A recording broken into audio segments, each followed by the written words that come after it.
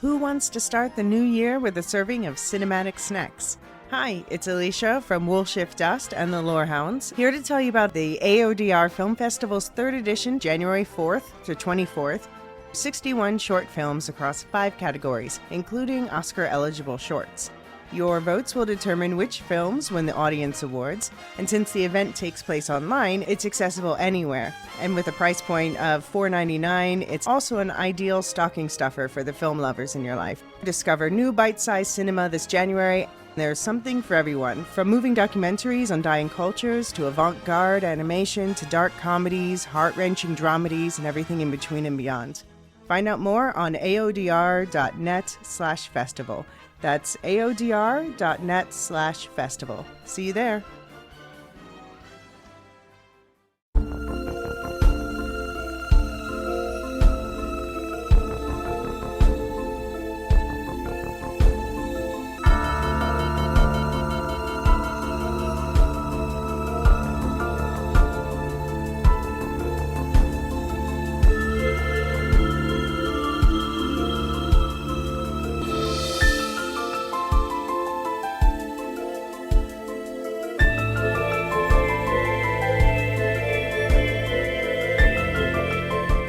Hello, and welcome to a very happy holiday edition of Woolshift Dust.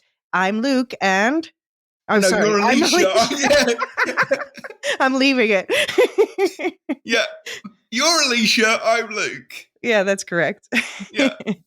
And we are celebrating the festive season with an in-depth dive into a holiday favorite, the OG alternate reality tale, It's a Wonderful Life, and the multiverse of I Wish I'd Never Been Born ripoffs, I mean tributes.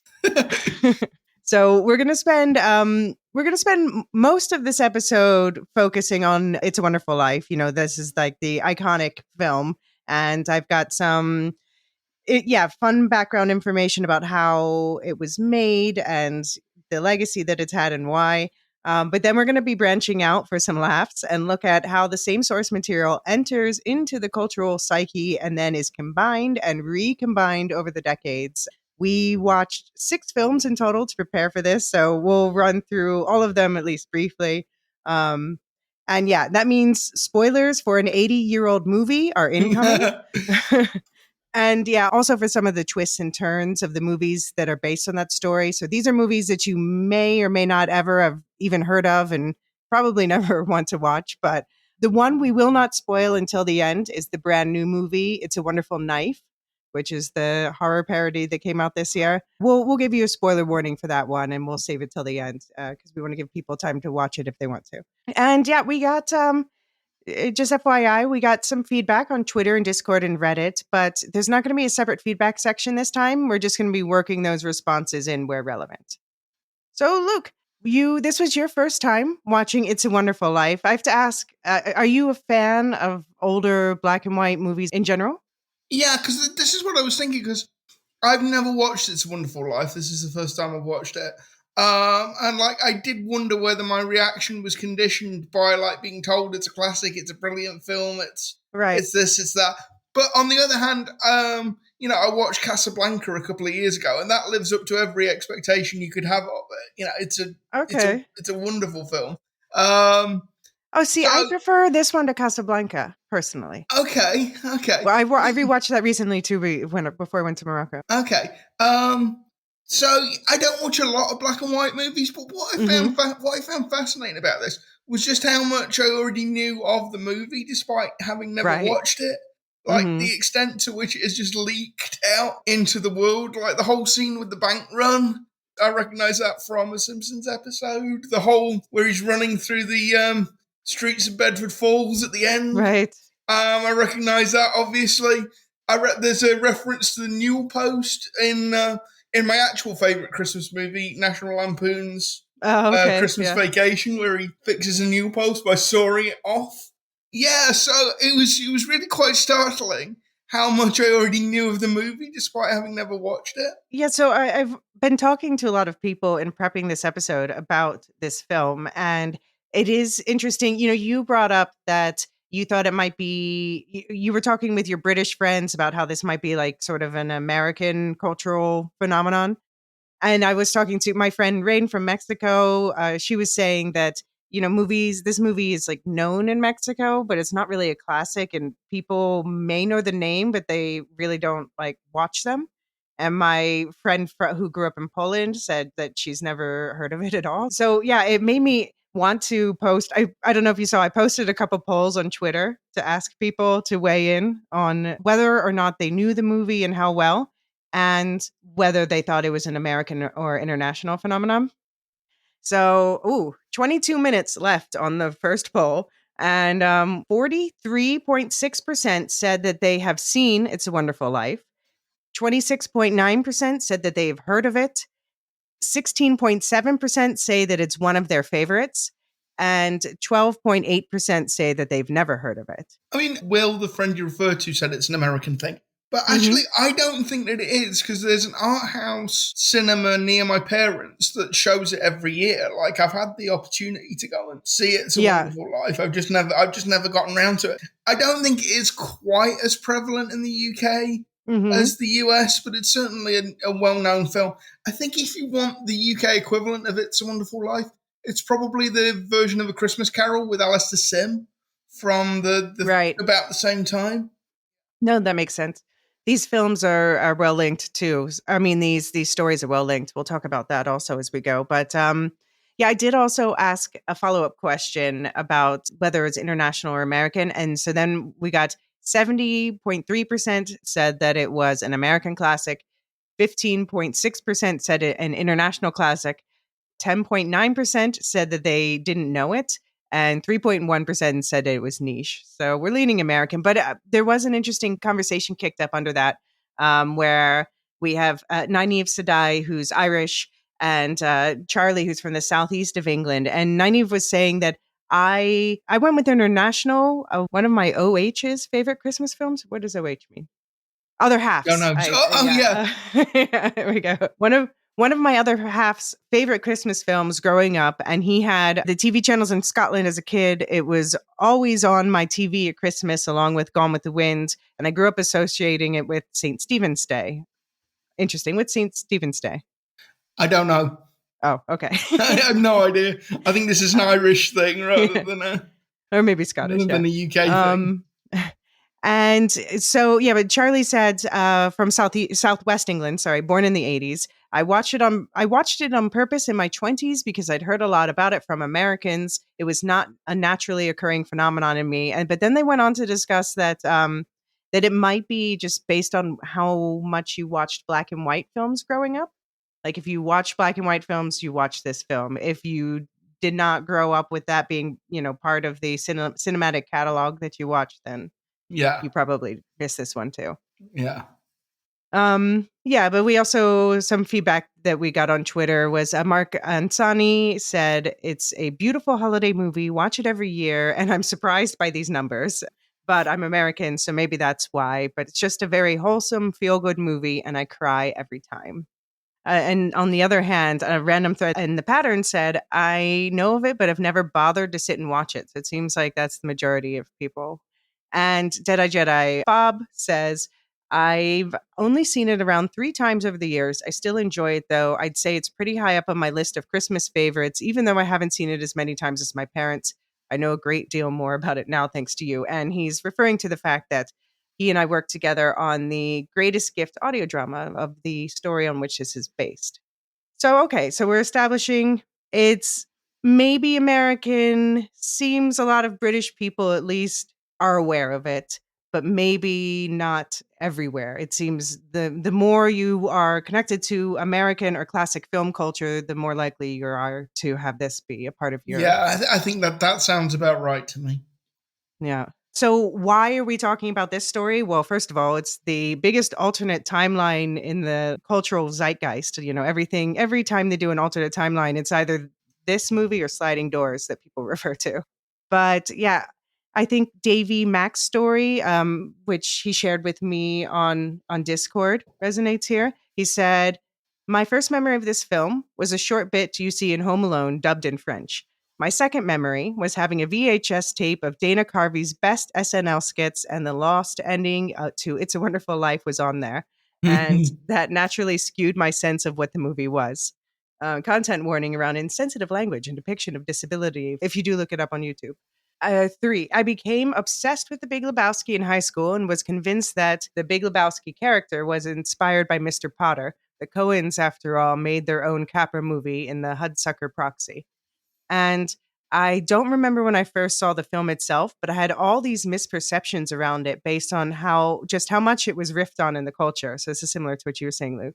But I eventually saw it and really liked it. A buddy of mine in college had it as one of his favorite movies, so we tried to make a yearly tradition of it, but it didn't stick after college. And I've got this weird ambivalence around Christmas movies, despite my love of Christmas, so I haven't sought it out in years. And I should mention that Davy Mack grew up in the US, but has lived in Japan for a long time. So we talked about maybe that plays a role in that too. Okay. So yeah, but I've also heard it's like hugely ambivalent responses. There's people online who have said that this film fills them with existential dread. I wouldn't say existential dread, but I do know where they're coming from. But I would dispute that film has a happy ending. Okay, yeah, that's what some people find it depressing. You know that George never gets to lead the life he wanted, traveling the world. But I think to other people, it's a comfort that you can feel your life still has enormous value, even if it didn't turn out the way that you planned for yourself when you were young. Although I have to say, in the original short story that the film's based on, George is more of an everyman rather than like a pillar of the community. So I think that also changes it too. You know, George's depression looks more like most people's depression in this story. Okay. But yeah, overall, I guess it depends what you take out of it. Some more feedback we got from at Not Shaken Child on Twitter is, yeah, It's a Wonderful Life is one of my favorite Christmas movies. It's a feel-good story. Good and community trumps evil capitalism, and George and Mary's romance is sweet. There's just one problematic scene. George's brother with maid while they have dinner. I don't like it. Yeah. Yes, well, it's of its time. It's of its time. Let's put it that way. But Yeah. yes, it's deeply problematic. Yeah. So the Annie the maid was played by Lillian Randolph, but I did notice that that character wasn't in any others. But then also you end up having no characters of color in the other films, a lot of them. So that's like also an issue. But and this is, I have to say, yeah, of its time, I do love this film still, but there's some sexist things said in a way that's not portrayed as negative. And there's also, they sing a minstrel song throughout, which is dropped in other versions. So yeah, Yeah. acknowledging, moving on. The bit that sort of stuck out for me when it starts, the idea that Mary is this spinster maiden aunt when she'd be about 27, 28, something like that. And Yeah, when exactly. George goes, "How old are you?" 18, and it's like, Yeah. "Whoa, come on, marriage proposals."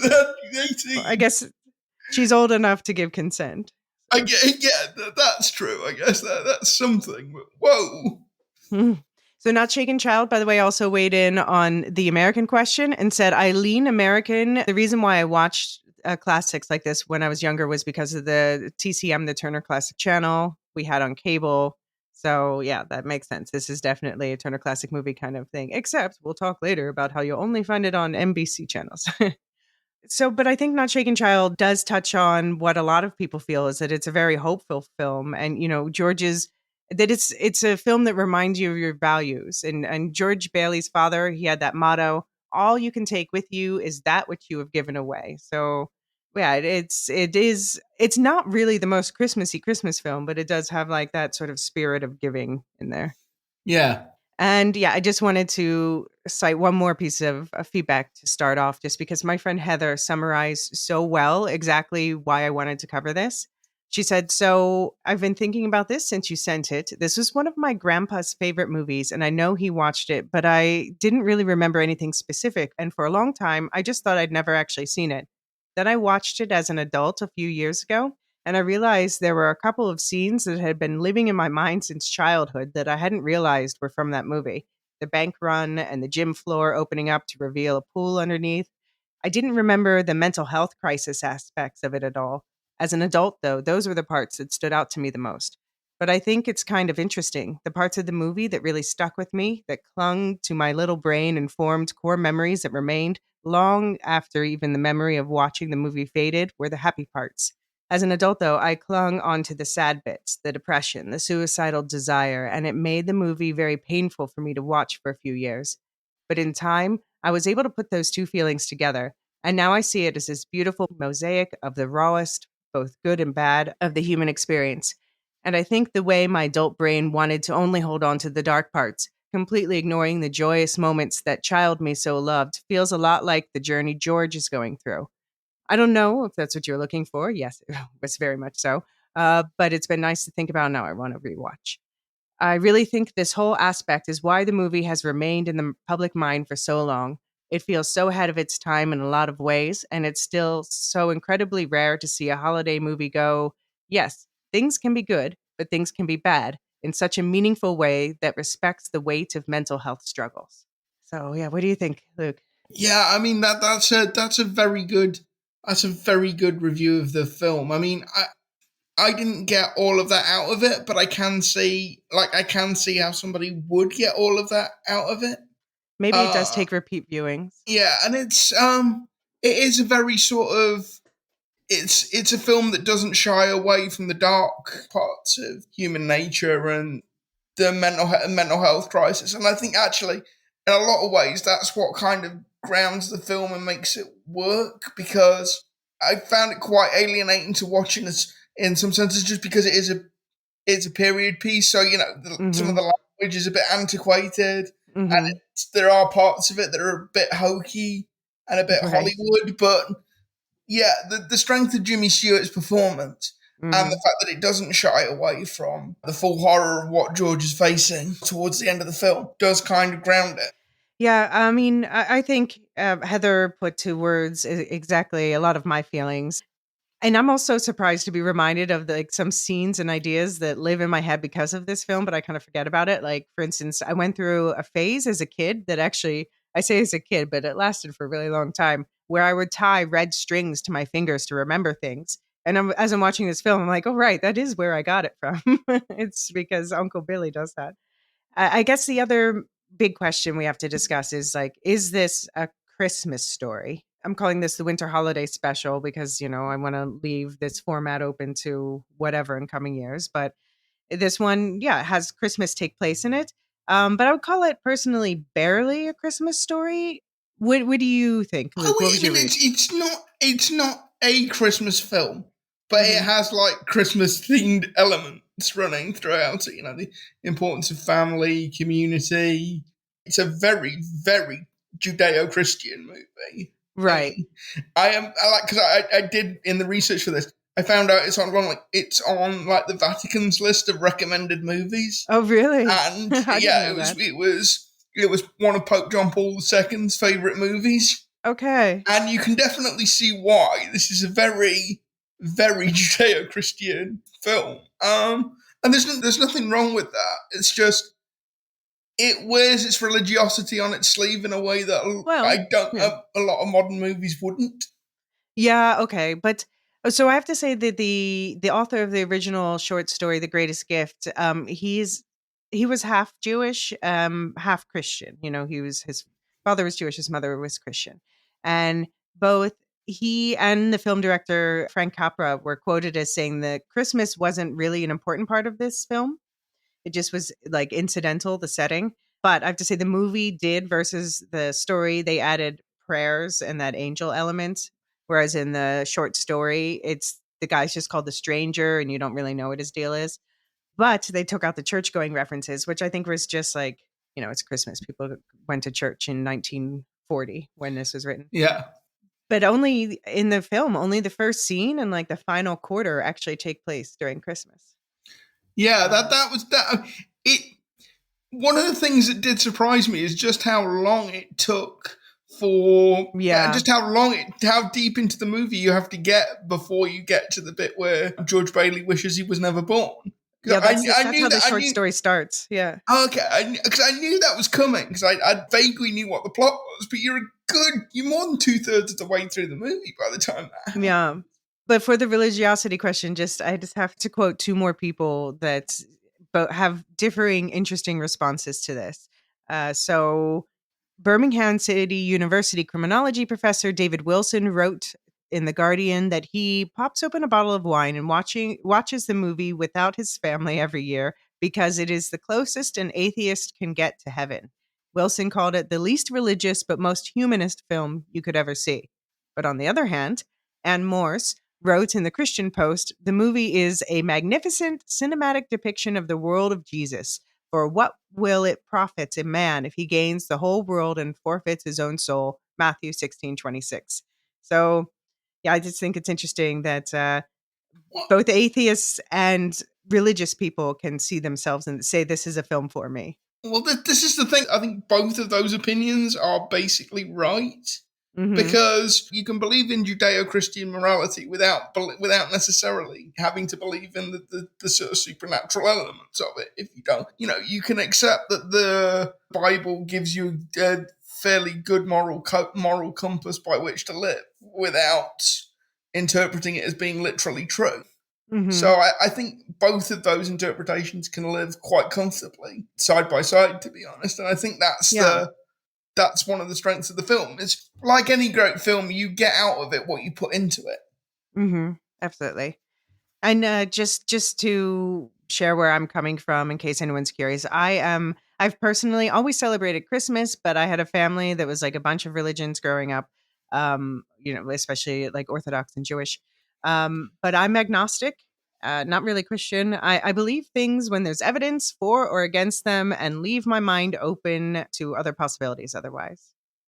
Okay, I mean, just to lay my cards on the table, I'd say I'm culturally Methodist because I'm my baptized Methodist. my parents aren't particularly religious, but my grandparents on my dad's side were, and I spent a lot of time with them growing up, so I can see a lot of that worldview and a lot of the attitude that have rubbed off on me in the way I see the world. And I wasn't a regular attendee at church as a child, but I did always go at Christmas. Right. Just because I knew even as a little kid that was the best present I could give my grandparents. Oh, okay. that they would really appreciate that. So we did go at Christmas. And yeah, I'd say very much sort of culturally Christian, but probably agnostic in terms of belief. Yeah. I mean, we went occasionally at Christmas, but it definitely wasn't for my grandparents because the grandparents who were most present was, one was Russian Orthodox and the other was Jewish. So they're like, I don't know, we don't care. Okay. So we're going to get into the movies themselves. But first, I have to ask you, Luke. I asked you if you would think about your ranking for the 6 movies that we watched. And this is how we're going to introduce exactly what we're going to be talking about. So please tell us, out of the 6 movies that we watched, which was your least favorite film? Well, I don't think this is going to come as a galloping shock to you, Elysia, but we've got to start. Clarence. Okay. So Clarence is a 1990 ostensible sequel. Oh, jeez. Your response to that film made me laugh so much. I can't wait to talk about it. It's going to be fun. Yeah. But that's not my worst. My number 6, can you guess? You're going to say the Muppets, aren't It's you? the Muppets. It's a very merry, what is it? It's a very merry Muppet It's a very Muppet Christmas. Right. No, that was just painful for me to sit through. I ended up speeding it up halfway through. Okay, I want to clarify, is it that you don't like that particular film or you just don't like the Muppets generally? I'm not a huge fan of the Muppets. I know. Luke is making faces. How can you not like the Muppets? I know. My heart is dead inside. I like other Jim Henson stuff, like I really love Dark Crystal and Labyrinth and, I don't know, it's just the Muppets, like the humor never appealed to me. Their charms are lost on me. Bah humbug. Okay. All right. So number 5 for me is, it's going to be Clarence. What's your number 5? Number 5 for me, I think, is going to be It Happened One Christmas, the 1977 remake of Oh, It's you a were Wonderful considering you might like it better than the original. I thought about it, and then on reflection, I thought, why does this film exist? Okay. It's a shot-for-shot remake of It's a Very Wonderful close. Life Very, yeah. Mm-hmm. for large parts of it. And I like Marlo Thomas's performance, and Mm-hmm.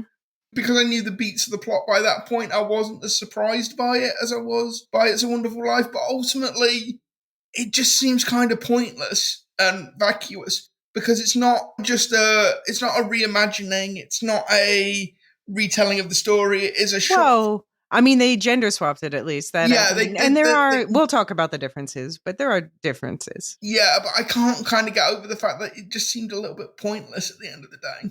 Okay. So what's your number 4? Number 4 was the Muppets. Okay. Right. I do like the Muppets. Mm-hmm. I am a Muppets fan. Yeah. But you show me a Muppets Christmas film, I'm just going to be asking, why am I not watching a Muppets Christmas Carol? Yeah. Like, So that's it. Every time I bring this film up to anyone, they're like, just watch a Muppets Christmas Carol. Like, no, you're missing the point of the assignment. yeah, no, Muppet. They did the perfect Christmas movie for the Muppets, and it was a Christmas Carol. Mm-hmm. Okay, fair enough.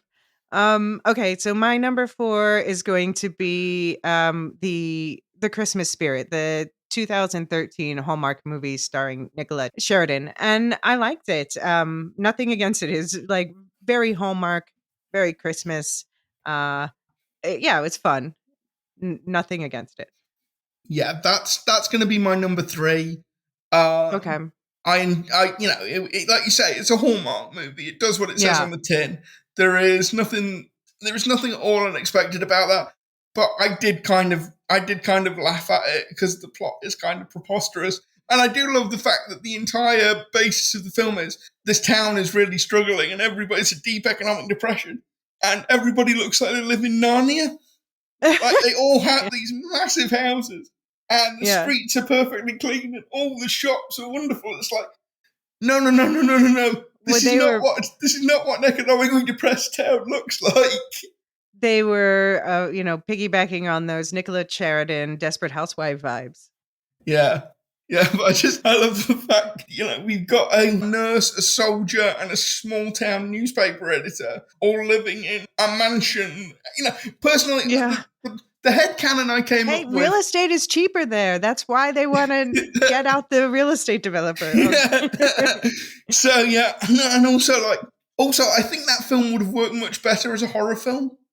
Okay. The idea that they're communicating whilst in a coma. I expected an exorcism. Yeah.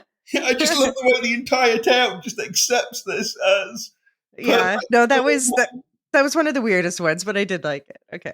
Yeah. But my number 3, yeah, I guess my number 3 is going to be and it was a toss up between because I rated them the same on Letterboxd, my number 3 and my number 2, but I think my number 3 is going to be It Happened One Christmas, which it did a weird thing where it made me I appreciated that film more than I expected to, but it also made me love the original more. For some reason it managed to it's like casting a new perspective on the original that made me appreciate aspects of it even more. So, yeah, I quite like that. But then I had to give my number 2 spot to It's a Wonderful Knife, the 2023 slasher comedy ode to It's a Wonderful Life. What about you? What's your second? My second is It's a Wonderful Life. Okay. Okay. I watched it a while ago actually now, and it's kind of sort of settled in my brain. My initial reaction was not all that positive, but I Right. think a lot of that was because it wasn't what I expected it to be. I think you're right. Having watched It Happened One Christmas, I came to like the original much better. Mm, Because I'd expected the film to. I'd expected It's a Wonderful Life to get to the point much quicker than it did. okay. Watching it the first time, I felt it sort of ambled around a bit. And the period issues bothered me Right. more on first watching. But I think once you sort of appreciate that is the plot, that is what it is. Yeah. I liked it much better on reflection. Okay. Well, my number 1 is just yeah, I'm being obvious here, but I'm giving it to It's a Wonderful Life. It's rewatching it, I actually enjoyed it more than I expected to in this rewatch because I do have, like Heather was talking about before, there are these tinges of anxiety and depression that are wrapped up in it. but that just kind of made me love it all the more. And it is the only one, and it does consistently make me cry at the end. So yeah, my number one is going to be It's a Wonderful Knife. Mm-hmm. And that really surprised me because I don't like slasher films. As a general rule, Right. it's not a genre of film I appreciate. But I thought the way they did that was, I thought they did something really clever with the central conceit of both slasher films and It's a Wonderful Life. Mm-hmm. I thought it was actually much better acted than a lot of slasher films I've seen, and it does a really weird thing. Whilst being a genuine slasher film, it's also kind of sweet and Mm-hmm. uplifting. And the ending makes you feel just really good about the world. Okay. Yeah, well, obviously you and I both liked it, but as I said, that's going to be the last one that we discuss. And we're going to save all spoilers on that one until the end because it's brand new. But yeah, reviews are mixed, but I think like you just have to go in embracing it's a silly slasher film, and then you can really enjoy it because within that subgenre, it's a good one. Yeah, it I is. I said that it's of like the Christmas horror films that I've watched in the past few years. It's the one that I'm most eager to revisit, probably. Yeah, I can see that being a regular Christmas film for me much more than Yeah. probably It's a Wonderful Life, to be honest. Okay. No, that's fair. Well, yeah, much more. It was made 80 years later. So, Yeah. well, let's get into It's a Wonderful Life itself. We'll be right back to break that down, tell you all about, yeah, all the juicy production details right after this quick commercial break. Okay, so It's a Wonderful Life was based on the 1943 short story The Greatest Gift by Philip Van Doren Stern. And yeah, again, like I said, this is a story we cover in the book club holiday special. So you'll find that link in the show notes. I'll talk about the full backstory of how this story was created, how it started its life as a 20-page Christmas card. Plus, you'll find a full audio drama reading with the help of Dead-Eye Jedi Bob. And yeah, this short story was itself loosely based on A Christmas Carol by Dickens, of course. Both are stories of one or more spirits coming back to give a soul who's lost his way a deeper look into the consequences of their actions. And with A Christmas Carol, it's the spirits trying to instill regret into their subject. And in It's a Wonderful Life, the angels trying to remove regret. Would you agree with that, Luke? Yeah, I think that's more or less right. I'm not sure it's trying to instill regret in Scrooge. It's just trying to make him Well, change his see. ways Yeah, just trying to by make him change his ways.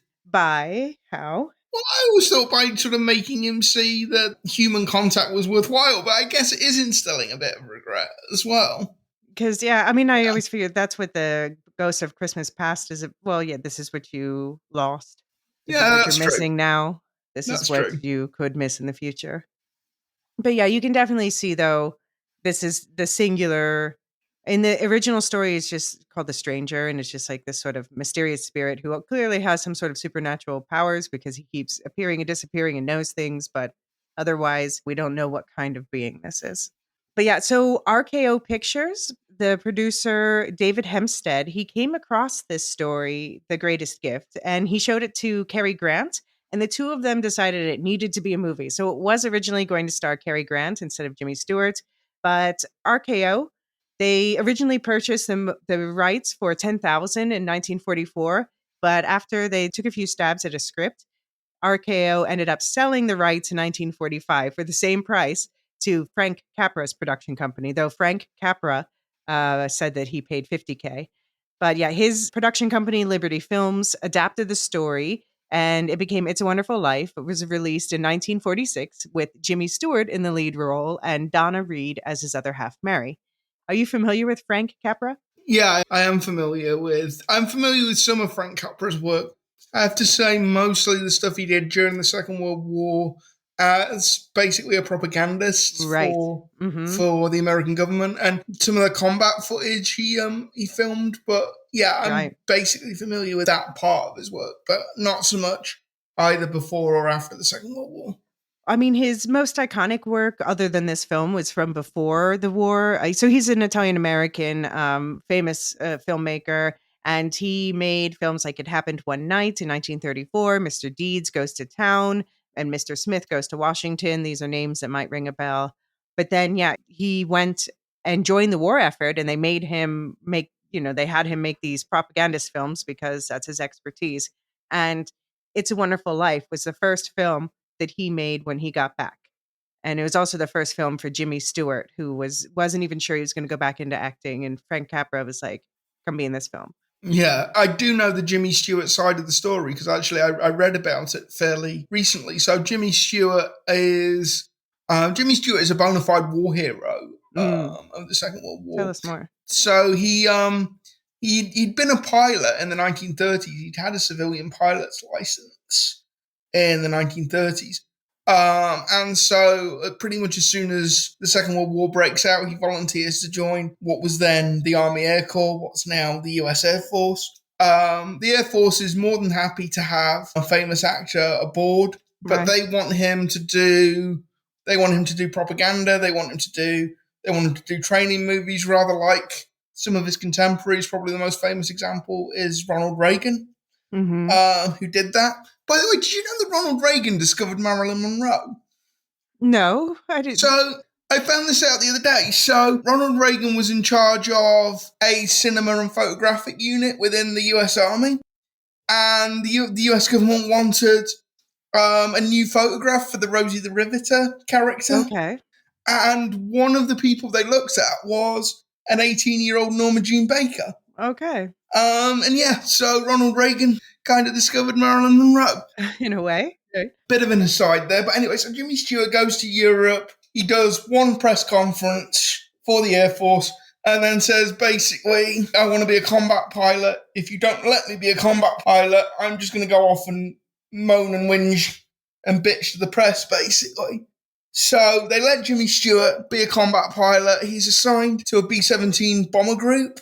And over the course of the war, he actually rises to command a bomber group. He's awarded the Distinguished Flying Cross, which is like the third highest medal for gallantry that you get. He's involved. The reason I read the story is that he's involved in a series of heavy bombing raids called Big Week at the beginning of 1944, which is the height of the European bomber offensive. He actually leads one of the sort of first wave of US bombers over Schweinfurt, which is a major ball bearing factory in Germany.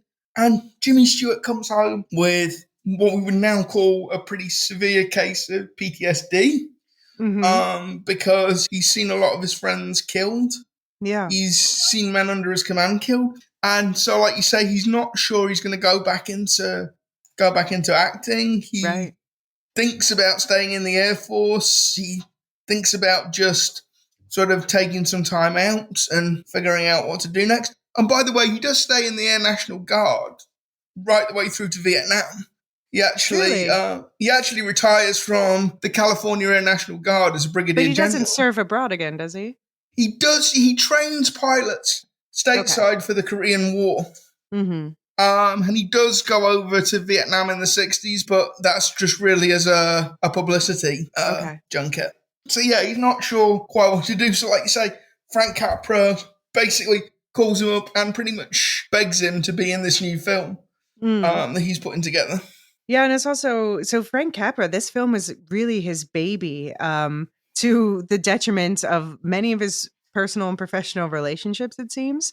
So when he bought the film, he bought it along with, they threw in the 3 scripts that they had tried before they gave up on the film. And he ended up taking elements from each of them and blending them together. For instance, one version had George Bailey as an idealistic politician who grows more cynical as the story progresses and then, tries to kill himself after losing an election. And the angel shows him that Bedford Falls would be better if he had gone into business rather than politics. Now, I'm glad they didn't go that route, actually. I'm kind of on Frank Capra's side for this. What do you think?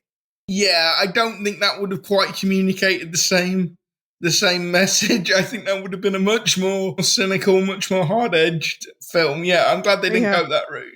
Yeah, I mean, in this version, as it turns out, it stays much truer to the spirit and content of the source material, but there was some kerfuffle over the writing credits. So ultimately, it was credited as screenplay by Francis Goodrich, Albert Hackett, and Frank Capra, with additional scenes by Joe Swierling. So Goodrich and Hackett were a married couple, and they apparently hated working with Capra, who they just said would just rewrite everything they did anyway. And Swierling was a friend of the couple, and they felt betrayed that he worked with Capra to rewrite their script. But then Swierling felt betrayed by being snubbed in the credits a bit. So he was additional scenes and not screenplay by. And so none of them ever talked to Frank Capra again after this. And he also fell out with the film's composer after refusing to use the music he commissioned for 2 scenes because he decided those scenes just shouldn't have any music. And the composer felt like he wasn't being taken seriously. So yeah, he had a lot of problems like this working with people, it seems like. But he was passionate about making this film a very exact way. Does that make you like the film more or less to know that I about? don't think it makes me like the film more or less.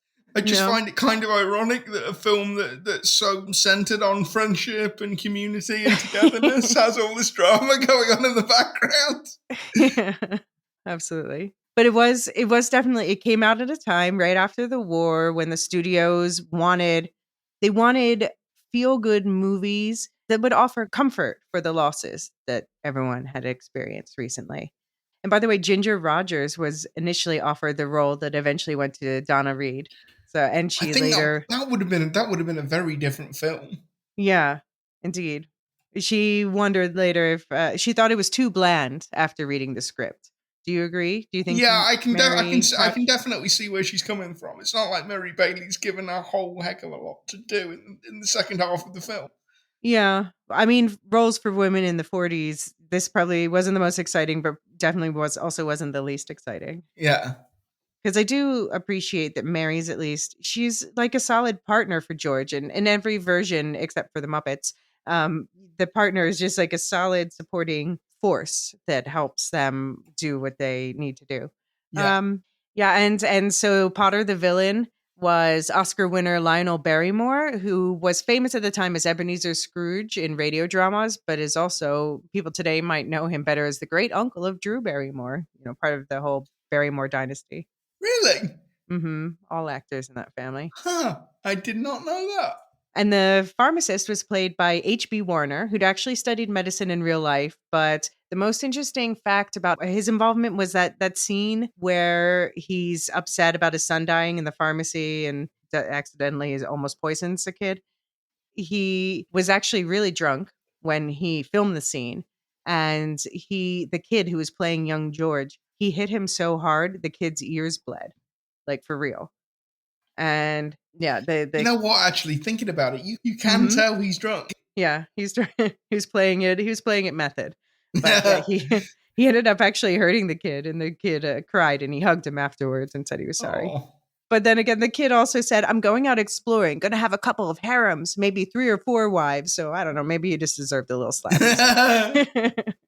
Yeah, Frank Capra, he considered many actors for all the roles. He was just this was his first film when he was back from the war, and he just really wanted it to be perfect.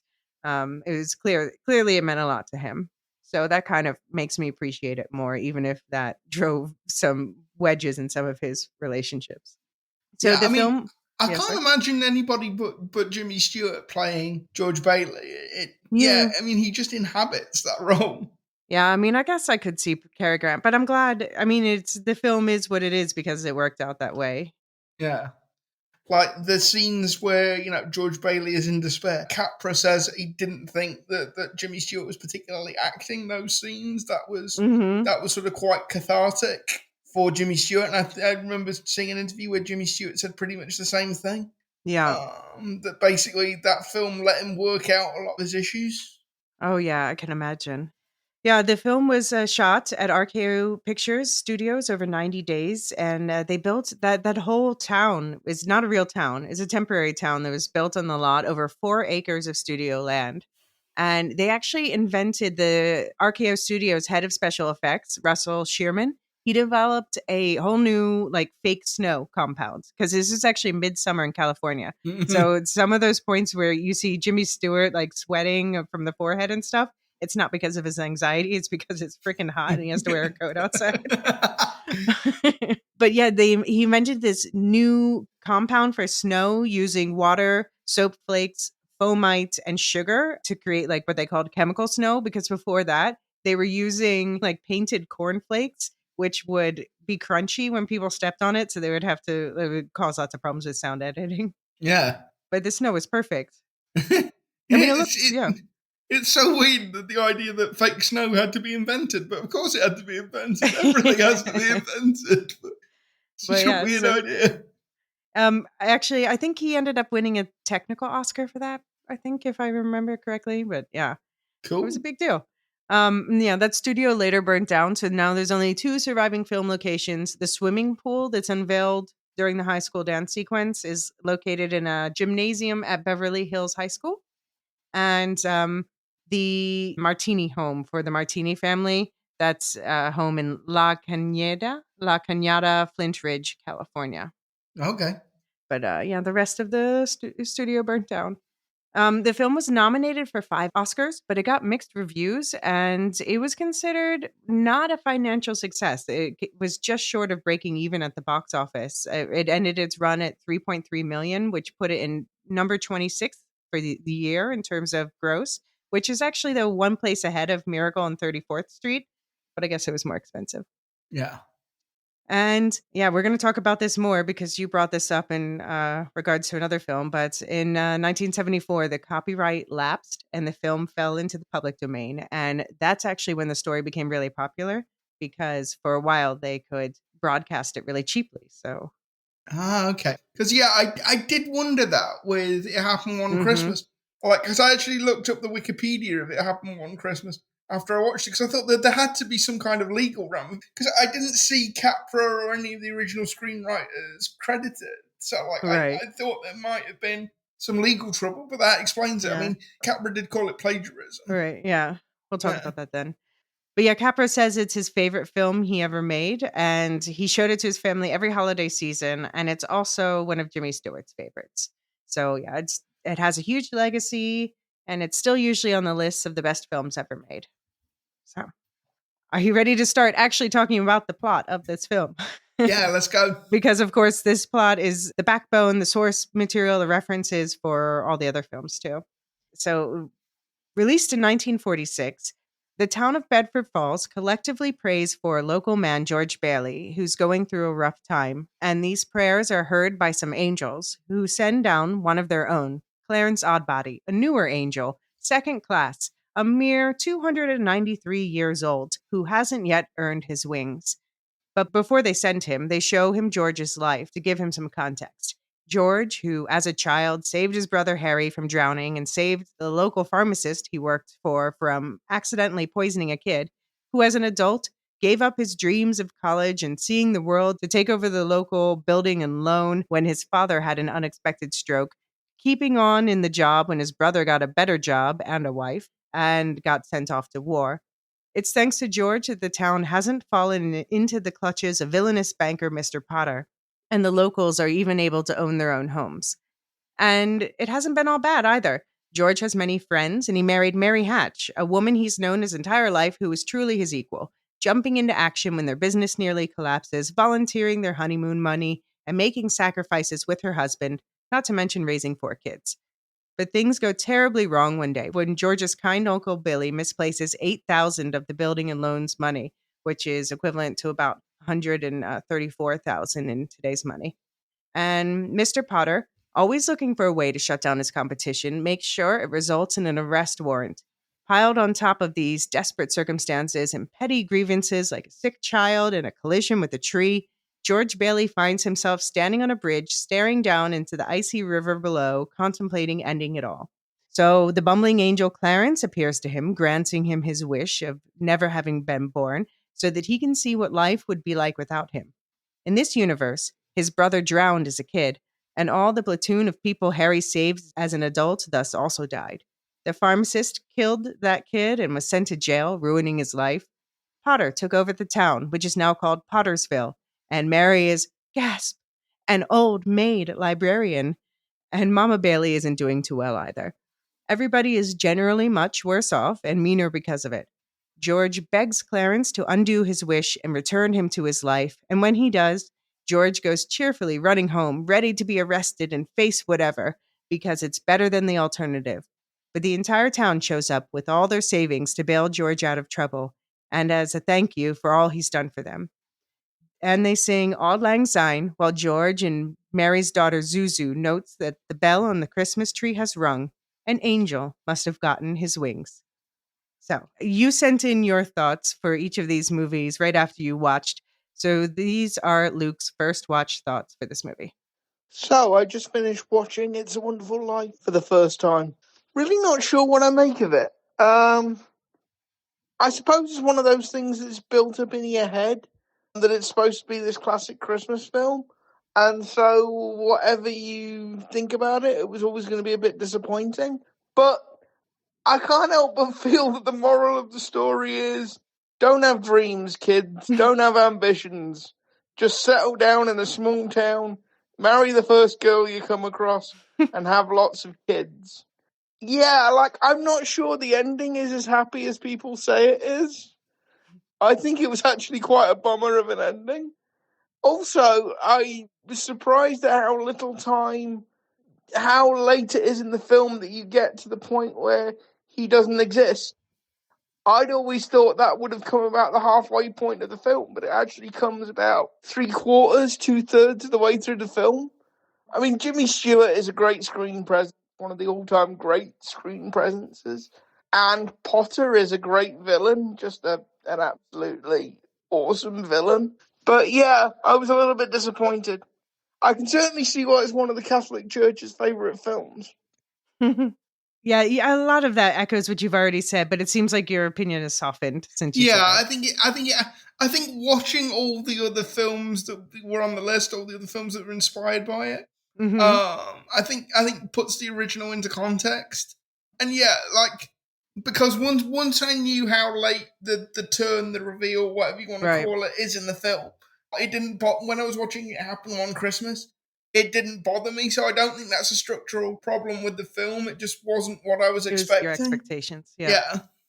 Yeah, like I say, I'm not there is a way of reading it where it's actually not a very positive or uplifting film because, basically, George is a good man, raises a good family, is a pillar of the community, but he never, at any point during the film, ever gets to do anything that he wants to do. And, he's a guy with ambitions. He's a guy with dreams. Let the man have a honeymoon. Come on. He doesn't even have a honeymoon. I would have liked it much better at the end if he and Mary had gone off to Paris for just a month or something. Just to give him something. But you can see, coming off of the back of World War II and all the sacrifices that the public has had to make, I can see why they wanted to say, even though your life hasn't been the glamorous whatever that you were hoping for, that doesn't mean that you haven't led a good life that affected people and made the world better. But I just wanted George to win just once, because also I think the message can be don't have dreams, don't have ambitions, just settle. And the thing is as well, people do take advantage of George. It's not like he is necessarily volunteering to do all these things out of some sense of preternatural goodness. Yeah. I mean, his brother feels bad with about sticking him with the job, but you can also see from his brother's perspective, he's like, listen, I got this great opportunity. And even George is like, yeah, you got this great opportunity. You got to take it. Yeah, but it's like, Harry, I would have appreciated a phone call. I would have appreciated a letter. I would have appreciated some kind of consultation here. Well, yeah, he gets married without even telling his family. What the hell? Yeah. Come on, Harry. Yeah. So I definitely think the film's heart is in the right place, but I think the message of it is slightly more ambiguous than I was expecting. As well. I love Clarence. I love the idea of heaven, the afterlife, being in this kind of bureaucratic structure and having grades, and I love the idea that people's prayers are responded to literally as though it were the emergency services, as though we called the fire department or something. You got to watch Supernatural, the TV show. And Good Omens. And Good Omens. That's a really nice conceit. I like that very much. Yeah. And I said, Potter in this version with Lionel Barrymore and the version with Orson Welles is just a really great villain. Very mustache twirly, but sometimes you need that. Yeah. Yeah, for me, like, this film has always been around. I have honestly no idea when I first watched it. I guess I'm drawn to it because I love alternate reality stories, and this is like the OG, as I said before. But it deals with themes of depression, which is something that has been in my family and my personal experience for as long as I can remember, and especially around the holidays, I can be for so many different reasons. I can be a really tough time. So I appreciate that there's this film, but I also understand why people say sometimes it's hard for them to watch for that reason because it's too real. And it's amazing to me that this is in the 40s and there's a lot of Hollywoodisms, as you say, and just sort of there. I know that there are things like they couldn't even use the word lousy in the script. Like there are all these rules about things they couldn't say or talk about. And that's all there. But within the confines of those rules, they were able to tell a really human story. And I guess that's what I appreciate about it. And yeah, it does always make me tear up in the good way. And yeah, by the way, Mary's life in the alternate reality doesn't seem so bad. Like, I have to point out in the original story, she wound up married to an alcoholic that she and her kids are afraid of. So that seems like the short story version seems much worse for her. Yeah, she's a spinster, and she, like I say, Yeah. she must have been all of 28. Like she works at the library. I'm like, you're telling me she reads all day? Yeah. Like speaking of the sort of grittier part of it as well, I thought Mhm. the bank run was exceptionally well done. Thinking about it, the adult audience at the time would have lived through the Great Depression. They would have been in bank runs. They would have seen bank runs. So you had to do that scene properly, or it would have destroyed the realism of it would have destroyed the audience's belief in the movie. Yeah. Yeah. So the bank run scene is obviously absolutely iconic. And I actually studied it at Wharton Business School when I was in college. And you can hear, it's a very interesting movie from an economic perspective. You can hear a whole breakdown of this movie from that perspective on Planet Money. I'll link that episode in the show notes because it's a really nice supplement to what we're discussing here. But it's funny though that the FBI, who was led at the time by J. Edgar Hoover, who was in like full Red Scare mode, he thought that this movie was communist propaganda. So and also the two of the screenwriters, Goodrich and Hackett, that couple, they were quote unquote very close to known communists, and on one occasion in the recent past practically lived with known communists and were observed eating lunch every day with known communists. J. Edgar. So he had another agent watch the movie and write a report, and the report claimed it was representing a rather obvious attempt to discredit bankers, and the movie deliberately maligned the upper class, attempting to show the people who had money were mean and despicable characters. But ultimately, the House on Un-American Activities Committee just let this one slide. They were just like, Yeah, whatever. I wonder whether that was because Jimmy Stewart was like quite active in Republican politics in California. I think, yeah, also Donna Reed, I guess. Yeah. Okay. I mean, the film though, so it had some of the expected sexism, and it feels a little awkward now. But I have to say, it was better than some contemporaries on that. But I do have one question that lingers. So if Clarence doesn't want George to jump in the river, and commit suicide, then why does he fake drowning and make George jump into the river? That's not from the story, by the way. I mean, in fairness, Clarence does kind of admit afterwards that he hadn't really thought the plan through, to be honest. So you're telling me that if George did jump in, nothing would have happened anyway? Yeah, I'm going to say. Yeah. So yeah, what would have happened if George had drowned saving Clarence? Yeah, exactly. Yeah. Yeah. So just some differences from the short story. It's obviously it's longer. It's expanded. The story starts with George on the bridge, and you only learn about his past as he realizes that things have been changed.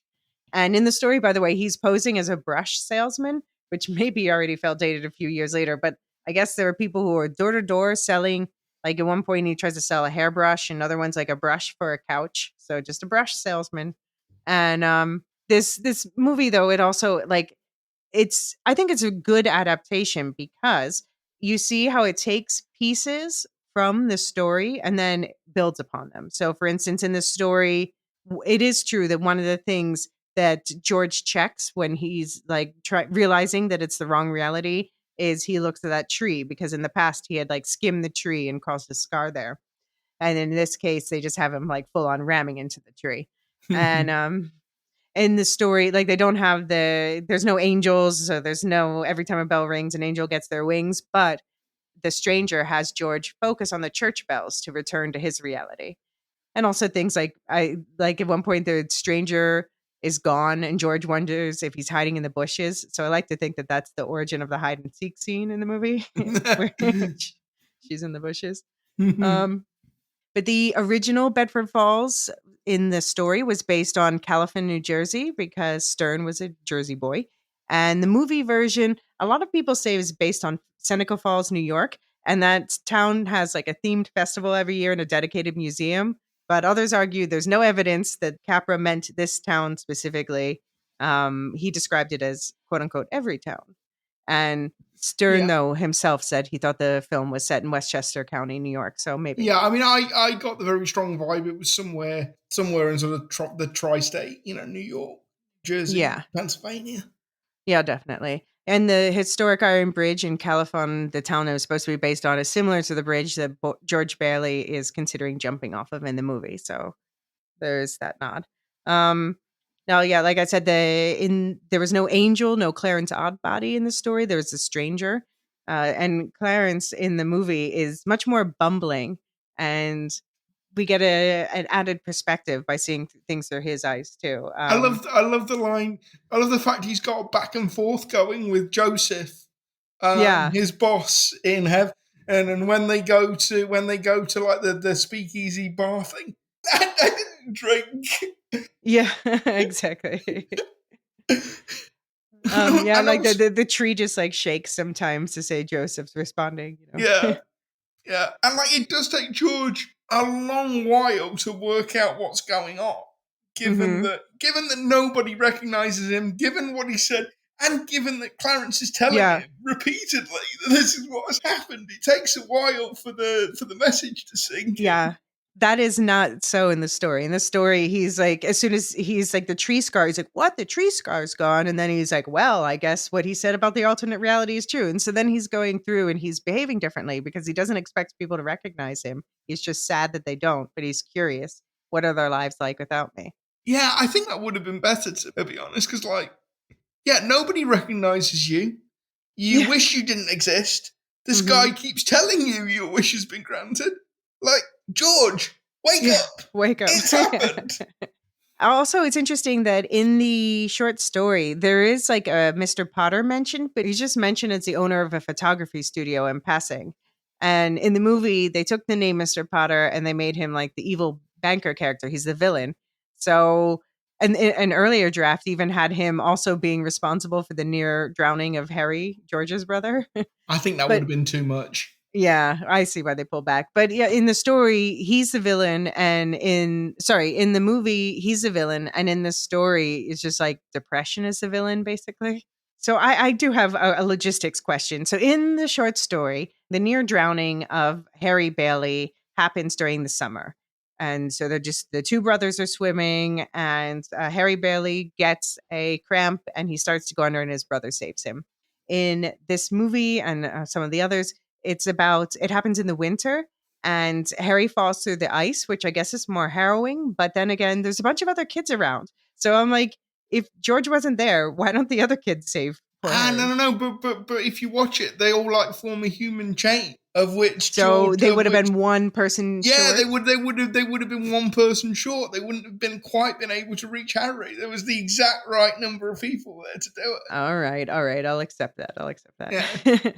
It is nice, though, that Harry's role is expanded in the movie and the townsfolk are fleshed out a bit more.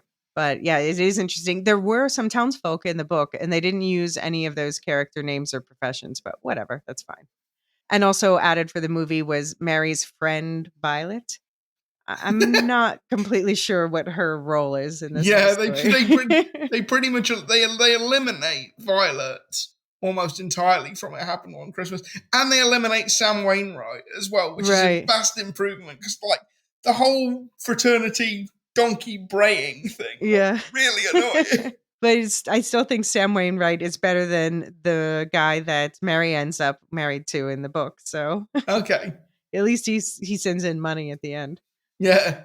And also in the short story, Pa Bailey doesn't die. And it's funny. Well, I mean, not funny, but it's sad that Pa Bailey, he dies of an aneurysm, and later in life, Capra would also die from.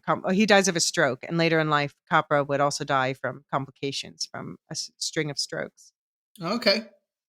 It's also interesting in the short story, the war is barely mentioned because Stern started writing it in 1938, except to say that George couldn't go for medical reasons. And in the movie, obviously, that plays a much bigger role because of when it came out in 1946. Yeah, I thought it was, you can definitely tell it was a very early post-war movie because they have to insert the line, George couldn't go to war because you can only hear out of one ear, so he was 4F. So it's fine. There's no stigma attached. It's fine. Yeah. Yeah. Yeah, and I have to say the short story it's slightly more chilling at times. We talk about the movie being depressing, but in the short story, we have this kid who Mary's alternate reality kid is shooting at George with a play gun and asking, "Why won't you die? You're supposed to be dead." And then at the very end, George goes back and he's with Mary, and he had left, like when he was pretending to be a brush salesman, he had left a brush there, and he brushes that brush with his hands, and he realizes that the other reality was real. Wasn't just this movie kind of leaves it open in that fantastique way of maybe he imagined the whole thing. Okay. That would have been a cool touch to put in the movie. I think it's a cool final twist, but Yeah. I also like when you leave things open to interpretation. And also in this story, George doesn't have all this trouble waiting at home. The story's less about the community pulling together to save George and more about George pulling it together for himself to save himself and the people around him. So yeah, fun facts. Capra also had some trouble on the cinematography side with the talent. He found the film's original cinematographer, Vincent Milner, slow and pretentious. So when he got sick, Capra borrowed Joseph Walker from Columbia Studios. But when Rosalind Russell, who's a famous bigwig from back then, she demanded that Walker return to Columbia. So he trained the veteran camera operator, Joseph Byrock to be his replacement. And so we had 3 different cinematographers working on this film, and each one bringing a different style. So I don't know if there's a video out there somewhere breaking down like who did which shots, but that would be so interesting to see. Okay. Also, so Zuzu is the name of the daughter, and it's like, where the hell did that name come from? But there was at the time a popular brand often advertised of Zuzu ginger snaps. So maybe that. Also, funny fact. So in the scene where Uncle Billy, he gets drunk at Harry and Ruth's wedding party, at their bridal shower, he staggers away off camera, and then you hear a crash, and Uncle Billy yells, "I'm all right, I'm all right."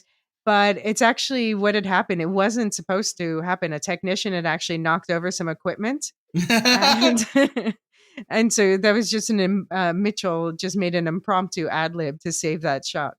Nice. Well done. And Capra ended up leaving it in and rewarded the technician with $10, which is equal to like $150 today, to thank him for his sound improvement. Capra's first script, by the way, was going to be more religious. It was going to have Bailey fall to his knees at the end and recite the Lord's Prayer. But he thought that was, an overly religious tone with the emotional impact of the family and friends was a better way to end. And I agree. Yeah. And By the way, I'm not sure that the town raising the $8,000 really gets George out of trouble, because it's not like that money's not fungible. The original $8,000 is still missing, and presumably Potter has still got the $8,000 as well. Yeah, in my head canon, like the cops go and arrest Potter, they work it out. And, exactly. Yeah. Did you notice, by the way, that Uncle Billy, his pets in the film? No. So at one point, there's like a pet squirrel showing up on his shoulder, but the one that everyone talks about is there's a raven that shows up 3 times. Okay. So this raven is actually his name is Jimmy in real life. And Frank Capra liked this raven, and he put him in every film he made after 1938. Okay.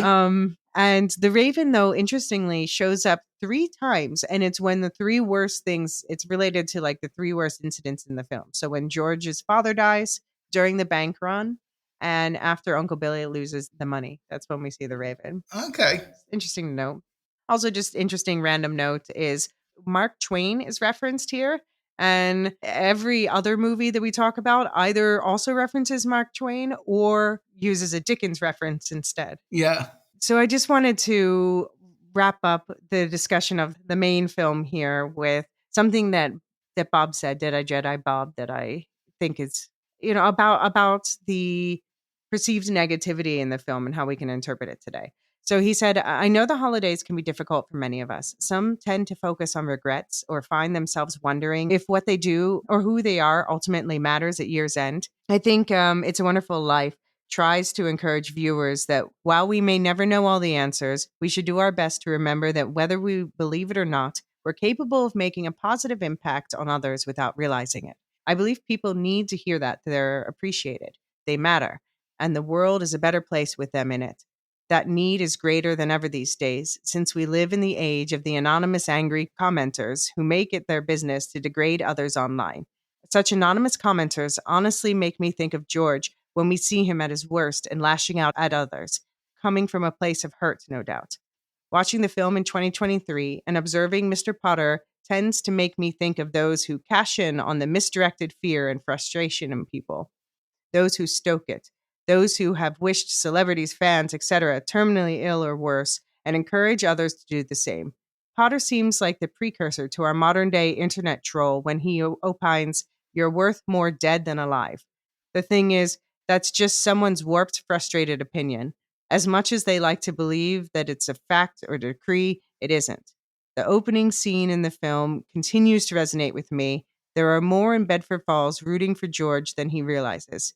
He's just chosen to let a malicious, mouthy minority of one drown out those who love him. The same can be said for us in 2023. So since I have the opportunity, this one goes out to those who have been through the ringer this year. Maybe you've lost someone, you're struggling financially, you've been bothered and bewildered online, or you live far away from family and friends. Maybe we've chatted online and maybe we've never met, but one thing is certain, I'm glad you're here. Oh, thank you, Bob. That was beautiful. Thank you, Bob. That was very sweet. So moving on from that lovely sentiment to a movie we've teased enough already. We've got the only movie I think that we watched that can actually be called a remake. And in this case, one of the most scene by scene remakes I've ever seen. And that would be It Happened One Christmas, the 1977 film. So this was released 3 years after that lapsed into the public domain that made the story so widely popular today. And this film is a gender swapped It's a Wonderful Life in an almost scene by scene remake, as I said. The story centers on Mary Bailey, who saves her brother Harry from drowning, stops a local pharmacist from poisoning a child, and everything possible for her to have done within the gendered constraints of her time. That's the same as the original movie. But in this version, she's marrying a successful builder named George Hatch, who becomes her partner in life, and the sacrifices that they make together until it all goes horribly wrong in exactly the same way as the original film. But ultimately, the story has a happy ending. Again, the same happy ending as the original film. So, Luke, this is what you had to say after watching the film. Okay, so I just finished watching It Happened One Christmas. I actually quite like that. I think I liked it a little bit better on first watching than the original It's a Wonderful Life, even though the two are practically identical. I think it was just more that I knew what to expect and sort of knew what the story was this time. I have to say, before I recorded this, I went to look up on Wikipedia what the reaction to It Happened One Christmas was, because I'm surprised there wasn't any legal issues, because it's in places, as far as I can tell, an almost shot-for-shot remake. The script seemed, if not identical, then very nearly identical. So I was surprised there wasn't any legal trouble, although Frank Capra, the director of the original It's a Wonderful Life, did apparently refer to It Happened One Christmas as being plagiarism, and I can see what he means. Apart from that, yeah, it was fine. It was very sort of late 1970s, but overall I enjoyed it. Also, Orson Welles, great villain. Yeah, that's all I've got to say, really. Yeah, so we briefly touched on the copyright stuff, but basically the U.S. Copyright Act of 1909 protected films published before 1964 for an initial term of 28 years from when they were released. So at the end of that first term, the copyright holder was allowed to apply for a second term of 28 years. But in 1974, when that term was up, Republic Pictures, the original copyright owners, didn't apply for the second term, which is probably a clerical error, but the film fell into the public domain. And because of that, as I said, it was cheap to broadcast, so it was broadcast a lot. And this 1977 remake was made 3 years after that, lapsing into public domain. So this had effect on a few things. It also is why it took a while for it to be colorized, because Capra at first, he lobbied for it. He wanted to be colorized. He even was going to pay for half of it. But since the film was considered public domain, the people who were doing the colorizing would rather not have his inputs. They just send his money back because they're like, we don't want to deal with you and we don't want you to have artistic control. So then he and Jimmy Stewart both ended up campaigning against the colorization. Although now you'll see often the 2007 colorized version. I've never got the urge to colorize black and white films. It's like rotoscoping a 2D film into 3D. It's just not made. The original film wasn't made with that technology in mind, wasn't made with that palette in mind. I always remember the Elvis Costello quote about colorized films. It's like you'd let a small child draw with crayons on the screen. I just don't get it. I think there can be interesting artistic reasons to do it. Like, for instance, the recent film Werewolf by Night, it was originally released in black and white, as a nod to classic horror films. But even when they were doing that, the director was thinking about how it would be colorized, and they used like a classic colorization method anyway. And I've heard, as far as this film, there are younger generations who see it colorized where like their eyes glaze over at black and white. They watched it when it's colorized and then they enjoy it. So I don't hate that it exists, but yeah, you and I both, we watched the black and white version. Yeah. And I have to say, like, I watched the original It's a Wonderful Life. Obviously, it was dead easy to get from Amazon. It's on Amazon Prime. It happened. It's on Sky Showtime here. Yeah, it happened one Christmas. I had to watch it in the file you sent me because it was impossible. It's on YouTube. Oh, okay. Well, you can find the entire movie on YouTube now. Yeah, but yeah, because like it sort of fell out of wide distribution, and you can kind of see why, because it is so faithful to the original, apart from the gender swapping bit of it, and they don't even make a big deal of the gender swap element. That it's just, I mean, I watched that last night and recorded that last night, and having slept on it, like I said at the beginning of the podcast, it's not a bad film, but it just is kind of a pointless one. I don't understand why you would make a film that stuck that rigidly to the original source material. Yeah, okay, but you and I both said that it made us enjoy it. I think of films though also like remakes like The Parent Trap and I don't know, lots of other films that have been remade in very similar ways. And I don't know. I don't see a problem with it. I see for this one, I would suggest to anyone who enjoys It's a Wonderful Life and wants to try a different variation, definitely 100% go watch It Happened One Christmas. You're probably going to, it's at least an interesting curiosity, especially with that cast. It is very well acted. And Marlo Thomas as Mary Bailey does a really good job. Because she brings the same energy as Jimmy Stewart, but also the fact that it's been gender swapped does mean that she brings something else to it. There is a maternal, it's kind of a maternal energy to There's some different nuances, yeah. Yeah. By the way, random fun fact about It's a Wonderful Life that snuck into this part of my notes. But I think it's interesting to note that It's a Wonderful Life was released as one of the first films on CD-ROM before DVDs because of this copyright issue.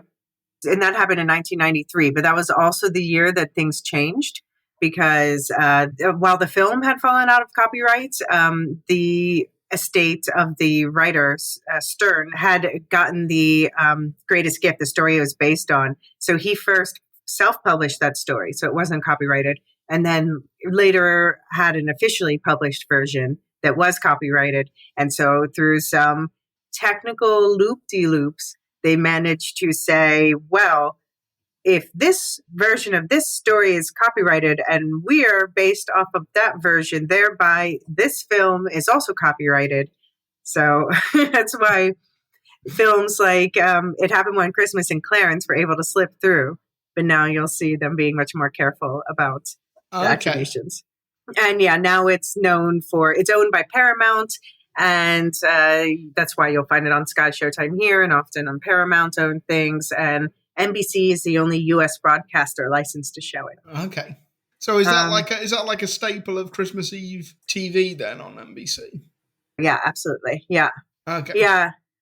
And as far as this film, It Happened One Christmas, yeah, you're right that Capra called it plagiarism, but I don't agree that plagiarism is the right word because it is a very, very much a copy, but it never hid what it was. So it's not lying and pretending that it's not based on his film. Yeah, it's a remake. True. Yeah. That's true. But obviously it would have never happened without that copyright loophole. No. And they're also not lying about it too, or shy about it too, because the title is a play on the Frank Capra film, It Happened One Night. Yeah. There's doubling down on that. It was initially made as an ABC Sunday night movie, which with the cast, I'm surprised, but it was directed by Donald Rye, screenplay by Lionel Chetwynd, starring Marlo Thomas, Wayne Rogers, Orson Welles, and Cloris Leachman. Now, three of those are huge names to me. The other one, I wasn't familiar with him, but he reminded me so much of Will Ferrell in looks. Did you have that too? Yeah. I was going to bring that. If you hadn't have brought that up, I was going to bring that up. He does not so much Will Ferrell, but a Will Ferrell character, like a Will Ferrell Saturday Night Live character. Yeah, he does look. Yeah, he does look like Will Ferrell. And also, I found that distracting at times, but that's not the film's fault. Yeah, but it's like, also when you see Orson Welles come up, that's who they've got to play Potter. Yeah. There's no other part in that film he could play. Right, exactly. As soon as you see his name, you're like, who's he going to be, Harry? No. But I mean, you say it's a surprise they got him, but like, that was the part, that was sort of late period Orson Welles, where he was doing anything for a paycheck. Right. Basically.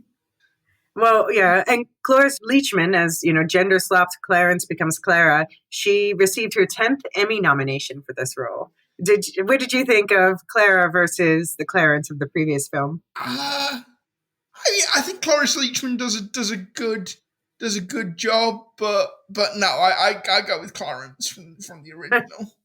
I like Clara. I think for me, I found her funnier. But I also have questions about what accent she was going for. I think she was like trying to do Irish. I think it was Cloris Leachman's from the Midwest. Yeah, no, I think it was the Dick Van Dyke School of Cockening, to be honest. Okay. Yeah, but she brings a different energy, and especially when she promises to guide, not save, but really she means both. She made me laugh. I did have to laugh though. They gender swapped everyone, but their boss in heaven, Joseph, still's got to be a dude. Yeah. We can gender swap everybody, but we're not gender swapping Joseph. Not the boss. That's too far. Yeah. As far as Wells though, I think he played that part really well because you see, there's also the fact that the main character is a female in this version. There's that extra layer where Potter begrudgingly respects her, but it almost means more in a way because he's sexist, but then also he has to admit that this woman knows what she's doing. Yeah, and I think this is one of the rare occasions in late period Orson Welles where he actually looked like he was trying. Yeah. Okay. Where he looked like he was relatively sober on set, true. Actually putting some effort in. Yeah, that's true. Although, yeah, it's extra icky in this version when he's encouraging Mary to commit suicide for her life insurance. He's like, oh, it sounds like you are worth more dead than alive. Like, ugh. And I have to call out one weird thing that was happening on the video end where do you notice there's like that weird freeze framing that they would do sometimes? I presume that's where the commercial breaks would have gone. No, but not just that. Well, it like they would keep talking, but the screen would freeze. Oh, like I thought that was just my laptop bit. I thought I thought at first too, but I was like, nope, that's actually a weird 70s filmmaking that's actually thing. The way they shot it. Yeah, that is weird. And we were talking about like the technological advances in the snow for the original movie. This one, it felt like the snow was just a filter they put on top. Like they weren't actually being hit by snow of any sort. Just to talk through some of the changes. So they credit Stern, which is probably because of that copyright thing.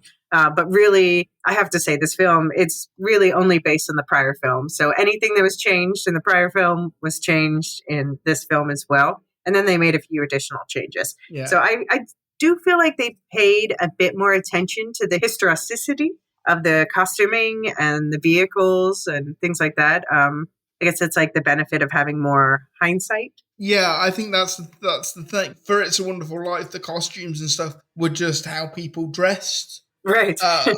But when they went back in the past to like the 20s, they didn't really change it that much. And also in this version, like everyone in town goes to war, not just Harry. And there's a lot more about people writing home from war, just a lot more acknowledgement of the war. And we also see George as the oil man during the Great Depression, which was a big part of American history at that time, but definitely wasn't brought up in the story or the previous movie. I do kind of like the dynamic between George and Mary better. So I like this line when they're kids, like, does he like her? Yes. That's why he spends a lot of time not looking at her. Does she like him? Yes. That's why she spends a lot of time not looking at him. And then she calls him out later for not writing to her. But George does actually try harder for her affection once he's back, unlike in the original movie. But I missed the last of the moon moment. Yeah. I guess it's too cheesy, but it's iconic. It is. But they do talk more about real life together, and they're not really using Sam to make each other jealous in that immature way. So it feels more like they chose each other, not just that they were happened into that.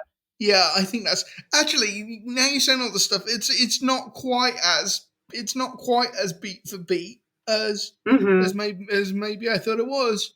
I may well have to go back and rewatch that. I've sort of come to one conclusion, then I've come to another conclusion, and now you're moving me on to a third conclusion here, Elysia. Well, that's why I say anyone who's a fan of the original film, give this one a try. I also think that Mary being a woman adds an extra reason for her to be held back. Like, for instance, that's why her brother gets sent to college instead of her. Yeah, that's true. And she also has to be better behaved, though. So there's no partying with her brother in their parents' house. But yeah, Vi's role, she's still in the film, but what role is she really here to play other than making me laugh when she switches to Sam's arm as soon as he talks about money? The pool reveal in this version is a drunken dare rather than an act of jealousy, but it's the same location as the original film. So kudos for that. Oh, that's cool. Yeah. And I also think it's funny, I'm bringing this up because it comes back in another movie later. I love when they have the whole exchange by the bushes. There's none of that like Mary or George hiding in the bushes begging for their row, because if it doesn't make sense for a woman to do it to a man, it doesn't make sense for a man to do it to a woman. That just seems in the original. I don't like it. But they talk about that house, of course, that broken down house. And she tells him this story about Mr. Potter and the ambassador's wife. And then he eventually calls her out. He's like, wait, are you lying? She says, I don't lie. I create. I guess, there's maybe some later versions becoming journalists make sense off the back of that. Yeah. It's random thing that I noticed. There's an inconsistent number of kids. So there's 3 kids in this movie, 4 kids in the first movie, 2 in the story. Doesn't really matter. Just stuck out to me. And instead of Zuzu, they call the kid Susie in this story, which, okay. Yeah, makes sense. I don't think Zuzu aged well as a name. But yet she doesn't even know her dad because he's been away at war. Oh, yeah. I was worried that he might actually not come back home when she was at that train station waiting. Yeah, it would have been. I mean, that would have been quite a radical departure. But yeah, now that you say it, that would have been. Yeah, I can see where you were coming from. And I'm glad that Mary doesn't jump in to save Clara in this version. She actually goes and runs down the hill because that's the more sensible thing to do. But on the ding for this version is George the creepy mechanic. I'm like, no, after that, I could not go back and be happily married to this man. That's wrong. Yeah, that's wrong. Although, yeah, I do find it interesting that this movie, and I guess the original too, emphasizes that you've been given a great gift, which is to see what the world would have been without you. But in the original story, the great gift is the gift of life, just being born. So this was not the only attempt to remake this movie. This is definitely by far the most remakey remake.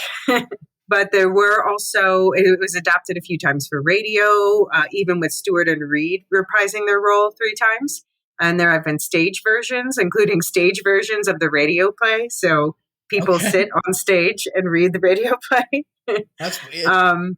Most notably, in 1997, PBS aired Merry Christmas, George Bailey, which was a taped live performance. And it was a charity benefit. And the cast was all stars. So we had Bill Pullman as George, Nathan Lane as Clarence, Martin Landau as Mr. Potter, Penelope Ann Miller as Mary, and Sally Field as Ma Bailey. That is a great cast. Yeah. If there were a 90s movie version, that would be your more or less ideal cast. I wish I could find a videotape of it, but I wasn't able to do so. Yeah. But I was able to find some songs from the local musicals that were made from this. You can find some of those songs on YouTube. Okay. And I have to say, it's not bad. But attempts at professional musicals were thwarted by the estate of Stern, the writer of the original story.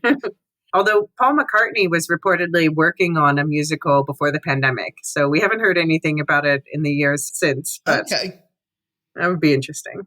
Yeah. So on Reddit, user Nasty Knickers pointed out to me, they said, I really enjoyed the Saturday Night Live skits where they do their own versions.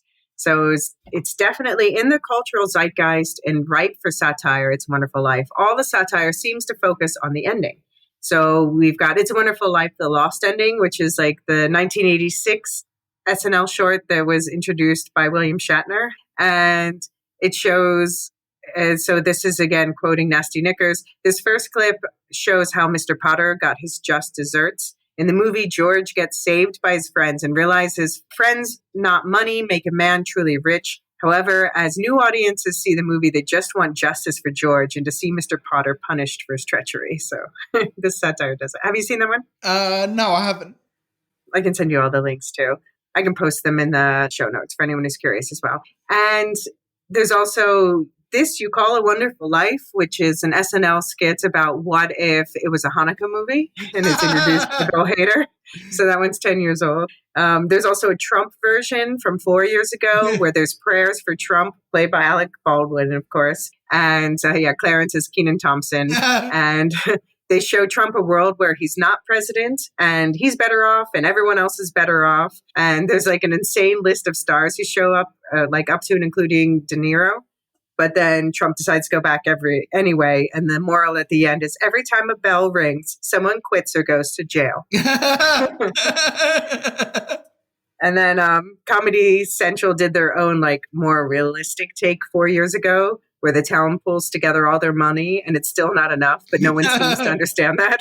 I also have to call out here that there was actually Peter Capaldi wrote and directed an Oscar-winning short in the mid-90s called Franz Kafka's It's a Wonderful Life. And this is a much looser parody starring Richard E. Grant. So he plays Kafka, who's trying to write the book, The Metamorphosis, but he can't decide what Gregor Samsa will get transformed into, and he keeps getting interrupted by these increasingly ridiculous situations. And eventually he's inspired. He realizes it's going to be a cockroach, but then he kills a cockroach that inspires him, and he's devastated that by this betrayal that he's done, until all of his neighbors who interrupted him throughout the film bring him bugs from their houses to make up for the loss.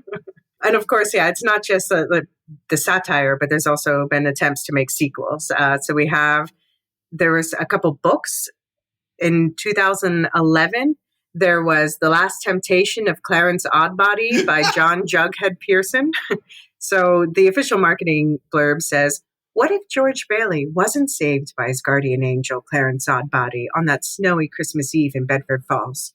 This reimagining of the beloved Frank Capra classic, It's a Wonderful Life, and the Philip Van Doren Stern story that inspired it, tells the story of Bedford Falls and its inhabitants after the death of their drama's central character.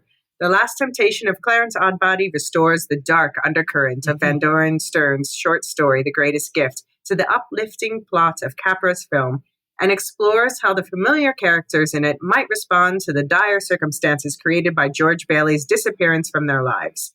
The paths of an introspective cab driver, a ruthless henchman, and a wayward daughter collide nearly 20 years later in the town that defined their reputations for better or for worse." And the reviews call this an emotionally disturbing roller coaster that makes you think. Okay. I have to say, I did not read it. There is another book that was released 2 years later in 2013 called Return to Bedford Falls, a modern sequel to It's a Wonderful Life by William Sellers.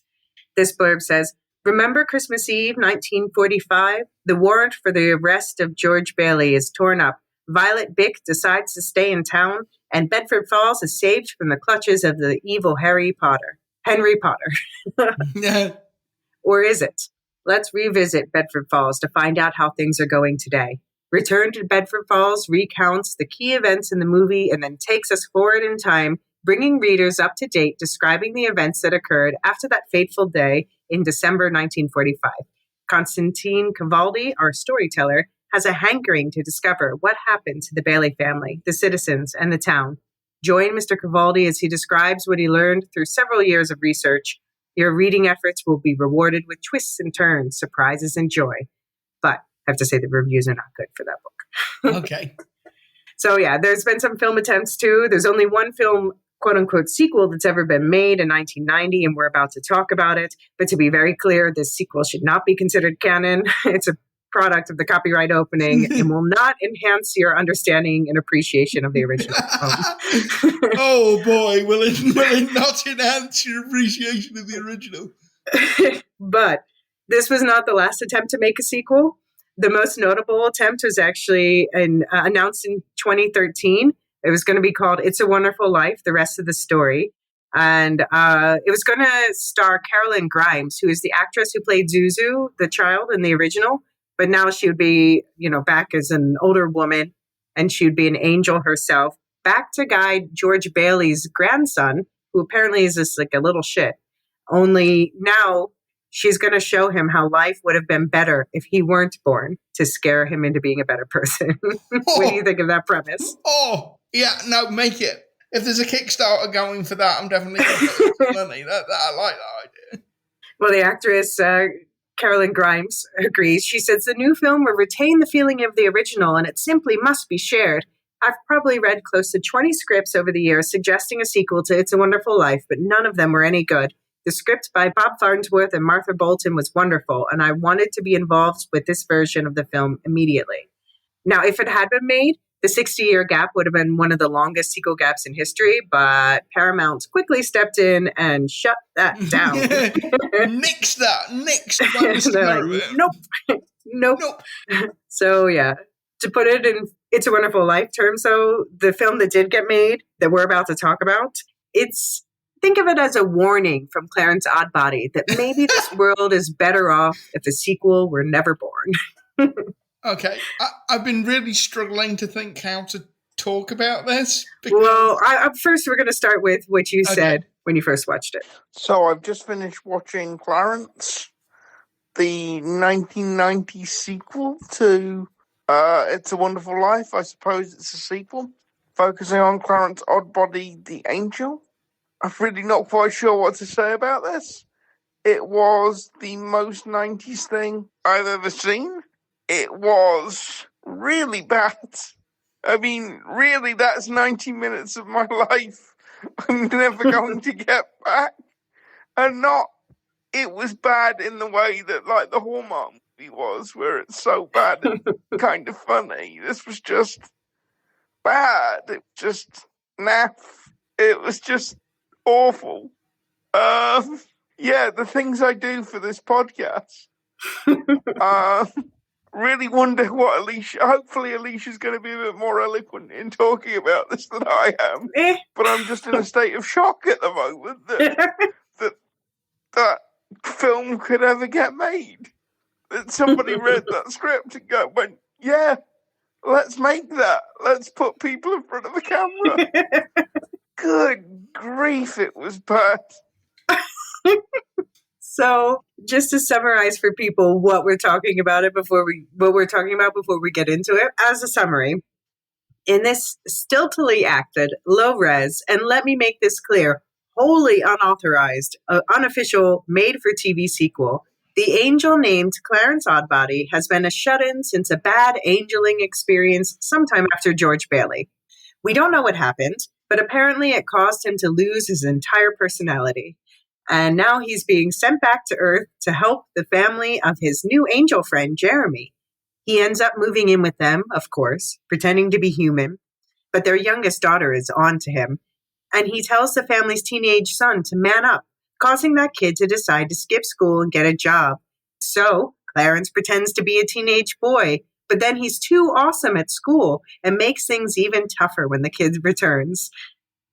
Totally, by the way, moving in on Jeremy's wife, Rachel, this whole time. She eventually kisses him, and though Jeremy's been watching all this from heaven, they elected not to give us his reaction shot at that particular moment. But when she finds out he's been meddling with her kids, things get dark, and it gets real weird that he's still there in the house. But then Clarence fixes everything by getting the mom's computer game to speak English, and Rachel gets to visit her husband in heaven briefly before returning to Earth to mom and stuff in a very anticlimactic ending. And Clarence's angel boss, Joseph, rides away in a taxi cab that flies off into the sky like Santa's sleigh. Do you have anything to add to that summary? No, except that they do a really weird thing where, like, the angels age in reverse. Yeah. Mm-hmm. They do like a whole Benjamin Button thing, and it's really weird. It's really odd.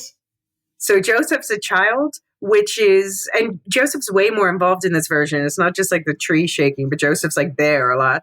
But it also appears like in a weird sexy pose on the bed at one point, like propped up on his side. Like it's like 12. I'm like, no. No, it's just so bad. Like, because I literally, because, you know, we always try and look for the positives on the podcast. It's like a founding principle of the podcast. And I couldn't find any in this film. I really couldn't. Like you say, listen, I had a blast watching this film because it is such a train wreck. No, but that's the thing. Like, the Hallmark movie is a train wreck. The Hallmark movie is funny. But that's a different way. That's just a Hallmark train. Yeah, that's just a Hallmark movie. It's a decent one for that. This must be like having your brain eaten by a parasite. I mean, the best I could come up with is, I think if you're going to do a podcast that's a review of content, it helps every now and then to watch genuinely terrible content. So you appreciate the good stuff. Yeah, just a level set. Like when you see people going off on Twitter about how The Marvels is the worst movie ever, or Iron Man 2 is the worst movie ever. No, I've seen bad movies. I've seen terrible movies. Go and watch Clarence. So this movie was originally made for the Family Channel, and now I scoured all over for all these movies, and this one I could only find on Freevee. So yeah, I actually, because like you did send them all over as files, but I actually did watch it on Freevee, and it took ages to watch because there are adverts like every 5 minutes. So it made a 90-minute movie over 2 hours long. And so, do you want to guess what the Rotten Tomatoes score is? It's rated G, by the way, which I guess. I don't know. Is it possible for Rotten Tomatoes to go into minus numbers? It's not negative, but it's 17%, which is that's about pretty dire. Yeah, I'd say has by far the worst video quality of all the films, which is funny because it's like the third oldest. And granted, yes, I know that It's a Wonderful Life has been remastered and stuff, but still. But yeah, that's kind of what I meant by it's the most 90s thing I've ever seen, because it has that weird sheen that you only get like when you've got a transfer from film to VHS. Yeah. And also, like, it's got the sort of early 90s moral panic about video games running through it. Right. So, yeah. Because it's 1990s. So when it was, written and filmed, it was probably even like late 80s. Yeah. So it's, yeah. That is a film, whereas if I didn't know what the date was and you asked me what date that was made, it would have been sometime between 1990 and 1992. Okay. Yeah, there's a very specific like 24-month window where that film could have been made. So in this case, Clarence, the titular character, is played by Robert Carradine, who people might know as the main guy in Revenge of the Nerds. So that was an interesting casting. Like, that's just the thing. Robert Carradine can act, but when all of the acting is bad, it's the director's fault. Yeah, sorry. It's just like, is that Robert Carradine or is that a large chest of drawers? Why is that wardrobe walking down the street? It is so wooden and stilted. Although at least Clarence is still bumbling, so that's consistent with the first film, at least. I suppose it is. Well, oh my gosh, he says some of the most awkward things, like when he says to the little girl, "Have you ever been to heaven?" And she asks, so the little girl Jill asks him, "Have you ever been to heaven?" And he says, "Yes, plenty of times." "When?" "Every time I see a smile like yours, that's heaven to me." The 10-year-old gives like that's the lamest shit I've ever heard face. That was like all of us in that moment. You know what that bit reminded me of? It's that scene in Airplane. Jimmy, have you ever seen a grown man naked?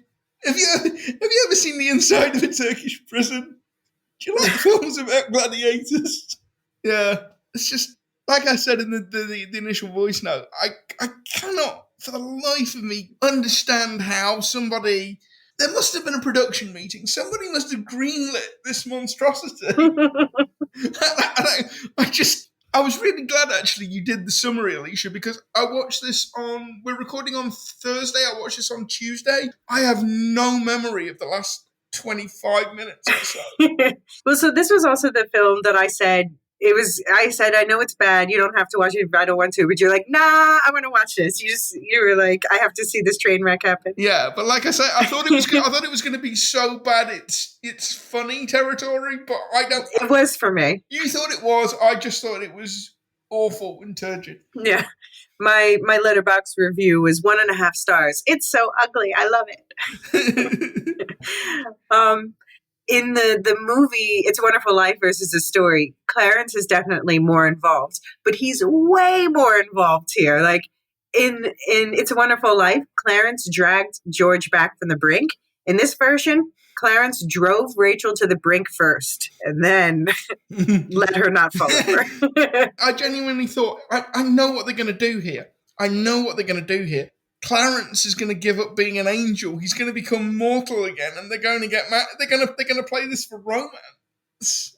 Oh yeah, no, I was so icked out by that. I'm like, Jeremy's watching. Like, you're supposed to be his friend. Like, what is your end game here? Yeah, but like you said, Jeremy seems perfectly cool with this. Yeah.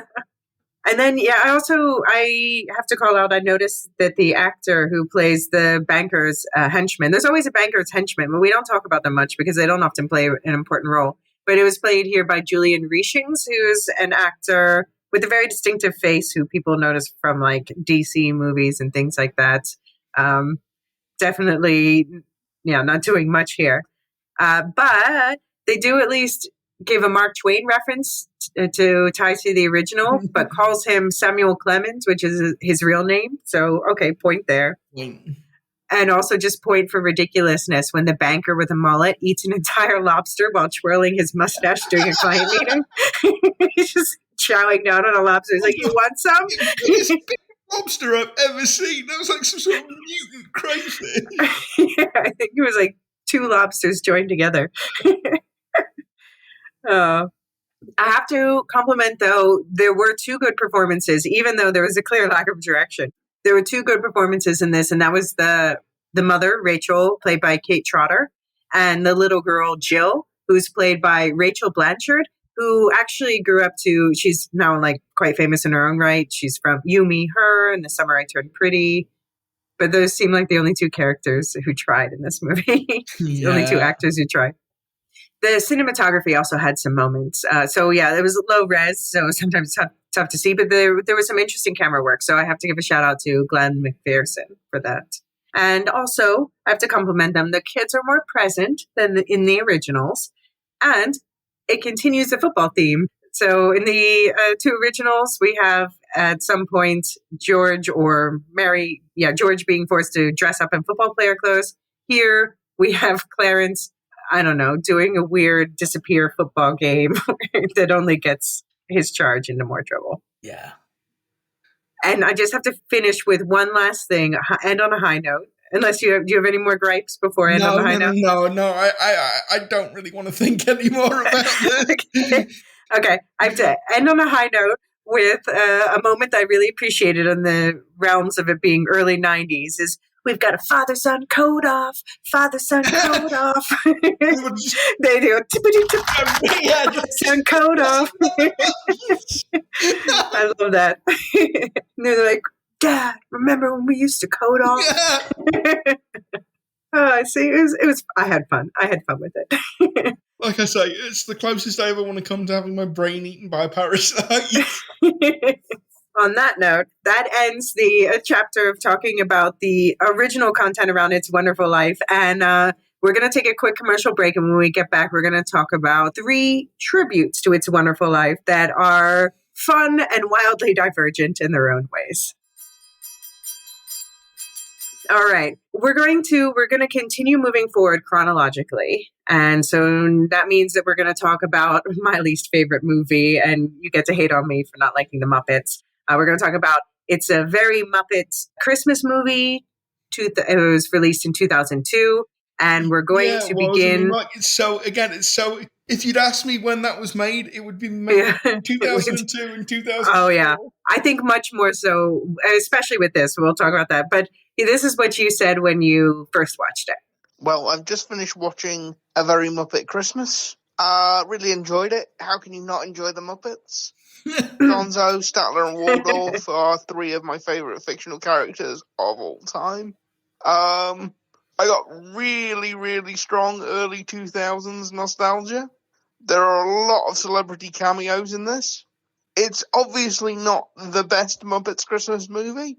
That will always be a Muppets Christmas Carol. But it's the Muppets. How can you not like the Muppets? It's me. I'm the person who doesn't like the Muppets. It's me. Oh. Okay. Well, do you want to go? Do you want to go first then? Well, okay. Let me just summarize the plot real quick, and then we can dive into it. Okay. So, in this nonsensical take on this tale constructed as a vehicle to shove as many early naughty stars and references in your face as possible, Mean Joan Cusack, as Rachel Bitterman, inherits a bank when her husband dies. She wants to shut down the Muppets Theater and turn it into a more profitable nightclub. Pepe, the shrimpy one, turns coat and decides to be her manservant. But when she turns out to be abusively uninto him creeping on her, he turns on her again and manages to get an application to turn the theater into a landmark processed and approved within a single evening. That's the true Christmas miracle of this movie. But along the way, David Arquette as Danny from Angel Accounting and Whoopi Goldberg as God peep down from heaven. Miss Piggy takes a job on Scrubs, and they perform an extensive riff on the Baz Luhrmann film Moulin Rouge, starring Moulin Scrooge and Saltine. Did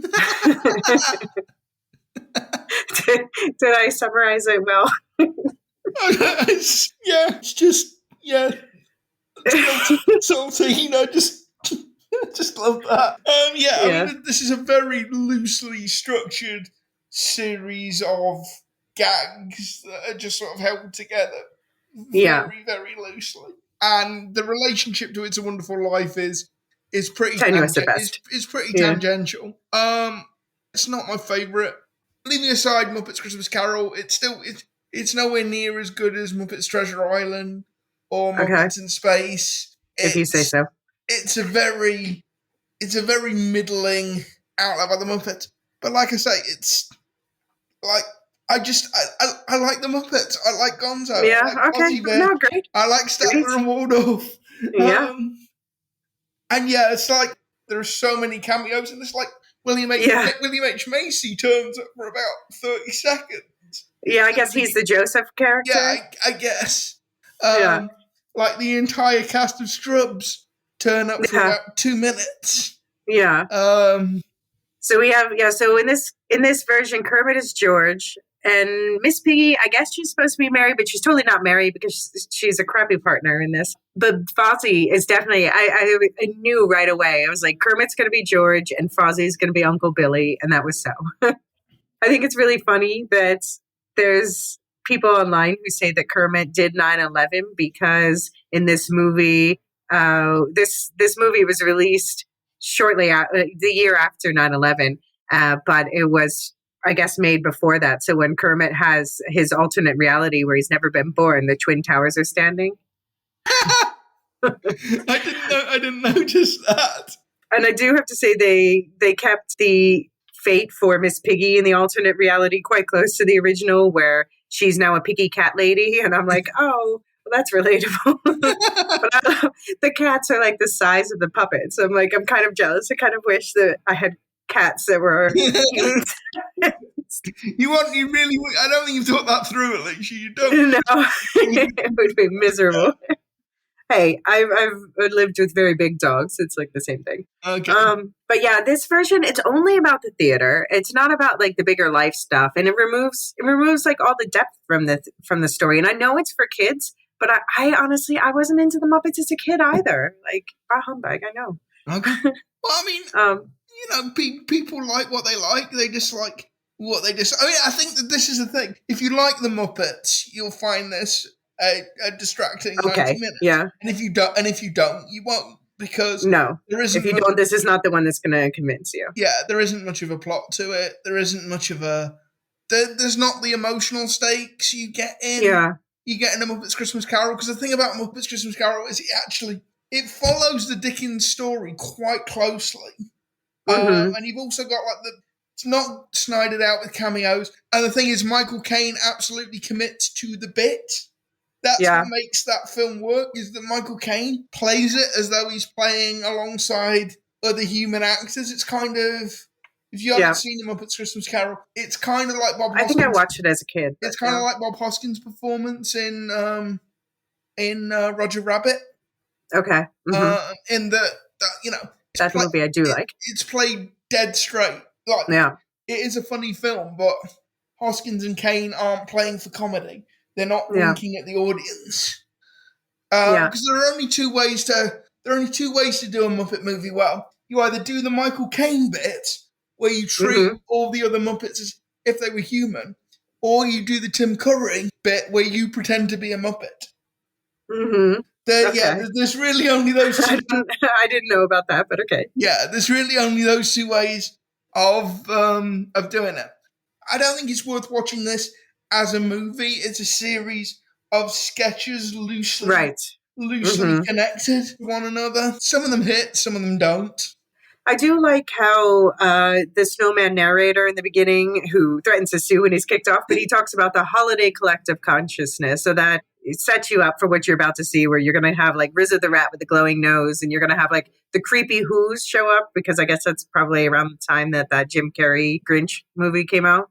But yeah, and this is, the late 90s jokes are just, late 90s, early 90s jokes are just all over the place, like converting CDs to MP3s, God can't use a tablet, turning off the cell phones joke. We've got Carson Daly as himself, Matthew Lillard as he plays Steve Irwin hunting Fozzie through the streets. Yeah, there's quite an extended Steve Irwin impression that just does not work. That was one of the weakest words. It's very bad. Did you get the impression that they really wanted Steve Irwin and they couldn't? They couldn't. Yeah, and they were like, "We're not rewriting this. We're just gonna." But they did have Carson Daly as himself, Matthew Lillard as Luke Fromage, Kelly Ripa shows up We have Molly Shannon from Saturday Night Live shows up and she references falling in love with Kermit and him ghosting her. I guess that must be from another movie. I don't know. We get Comet the Insult Dog, who I haven't thought about since probably about that time. The Scrubs cast, as you said, and a whole bunch of other 90s stars. I've got to rewatch Scrubs at some point to see if it holds up, because I absolutely loved Scrubs when it was on TV. Yeah, I loved Scrubs. Yeah. There's a good podcast where what's his face, the main guy and Don Face. Yeah, but he's the second guy, and Zach Braff. The two of them have a podcast together. Yeah, because they actually became really good friends, didn't they? Yeah. So this is the first but not last rendition we'll discuss, where George, as Kermit, can't unwish his wish. And the moral, I don't know, I'm struggling to find the moral. So it's something about like a life without dreams is nothing. And then, the Joan Cusack saying dreams ruin lives, in this case, the lives of your friends too. But then he's shown that no, actually their lives are worse without him. And this angel just wants to dole out justice. There's nothing about wings or a bell. No. But then they ultimately decide Kermit doesn't need revenge or justice or the theater. People just need to know what matters, whatever that is. And he opens his eyes to what he already had. So I'm like, okay. Yeah, I do like the fact that clearly they told John Cusack, that performance you did in Addams Family Values? Do that. Do that. Do that exact performance. This is what we're hiring you for. Yeah. You know what I love Silo reference is when apparently in this version, the agent, if someone says, I wish I've never been born, the field agent is required to comply. So it reminded me of if someone says, I want to go outside. I have to compliment in its favor. More of these movies should have a full musical number in the middle. Yes, definitely. That's the only thing that could have made It's a Wonderful Life better. But why? Okay, so the angel couldn't undo the change in reality until he spits in Kermit's eye. What was that about? Yeah, no, I didn't get that. Okay, and then a bunch of random Muppet shit. It's for me. It was much better once the alternate reality starts, but didn't enjoy this film. Is there anything else you want to shout out? No, that's pretty much covered it. If you like the Muppets, you'll find this diverting enough. If you don't, you won't. Okay, fair enough. So moving on to another mess of a movie, but one that I personally enjoyed more. The Christmas Spirit, 2013, is a Hallmark movie. So in the It's a Wonderful Life tribute that dares to ask, what if the George Bailey stand-in and the evil banker fell in love? Charlotte Hart is a journalist back in her hometown of Laurel Springs, helping her sister-in-law take care of her two kids, pretending she's only there because her brother Jerry is a soldier in the Middle East. But really, she's been fired for getting too obsessive about her stories. Jerry, it turns out, is not coming home for Christmas. But there's a new guy in town, Daniel, the real estate man. Charlotte keeps bumping into him physically and metaphorically as he tries to get all the small shops in town to sell to him, claiming it's so he can build a better town center. Charlotte is suspicious. Then they bump into each other real hard in their cars, so hard that they wind up as double coma ghosts. And luckily, older, mysteriously reclusive neighbor Gwen, who's always been nice to Charlotte, can see the dead. And she thinks they have to do good deeds to get back in their bodies. And she teaches them how to, quote unquote, pass through, which means touching stuff. So Daniel starts giving out his money with his business cards so his company gets the credit, and mystically coaching his protege on how to close the deal. Meanwhile, Charlotte is investigating the deal and finds out that they're actually buying the land to knock down the town and build a highway bypass. Ruh-roh. But then she discovers that she has mystical energy powers. Plus, he helped her stop a kid from creeping on her niece, so everything is A-okay. And Daniel's all better now after celebrating Christmas for the first time ever, so they can be alive and fall in love. The end. So, okay, Luke, obviously we have to start with your first watch thoughts. I don't know whether you want my first impressions of the Christmas Spirit, but here they are. Well, it's your typical Hallmark Christmas movie. Everybody's supposed to be struggling in this town of Laurel Falls, but it turns out everybody's living in mansions. It's largely, the cast are basically composed of actors who, if given the choice between acting talent and really good hair, will reliably choose the hair every single time. I think the script really confused and really confusing. I think it would have worked much better as a horror movie rather than as a sappy Christmas movie. I'd like to have seen an exorcism at some point.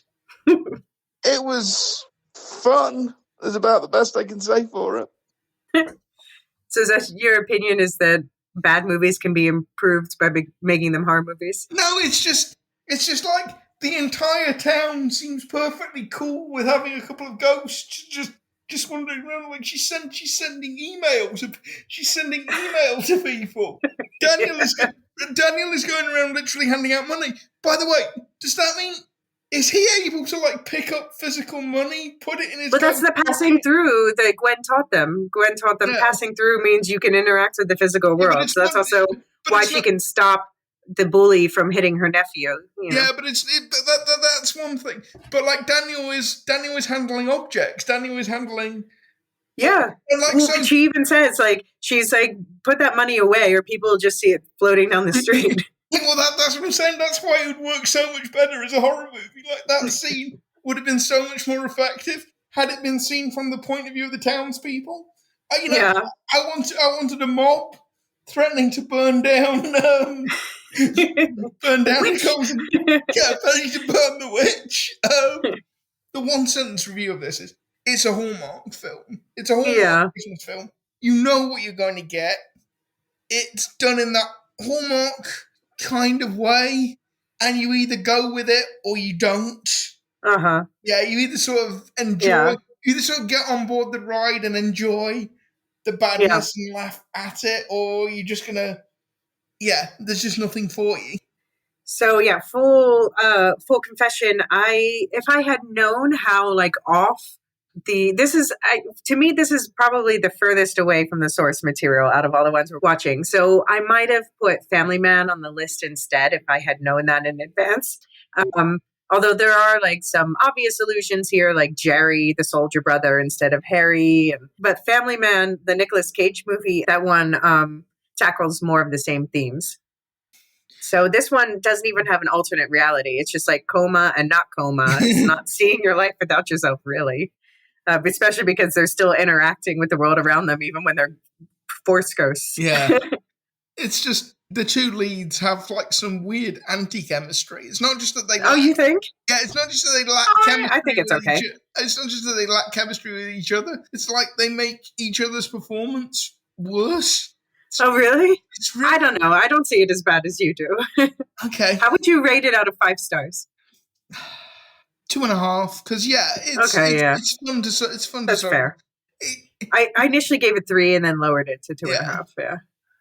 But it's so soapy, it's so tropey, but I kind of love that about it. It's like it's a Wonderful Life, Christmas Carol, Hallmark soup mashup, but it is a mutt of tropes.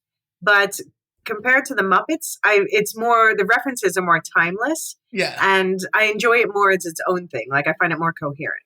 Oh, definitely, it's far more coherent than the Muppets. And I don't regret including a Hallmark movie just to like cover the full range of popular holiday movie fare. You've got to put, if you're going to do a holiday special, you've got to put a Hallmark movie in there. Yeah. Like, in the UK, for the whole month of December on Saturdays, Channel 5, like one of the main broadcasters, will just show those back to back to back to back the entire day because there are so many of them.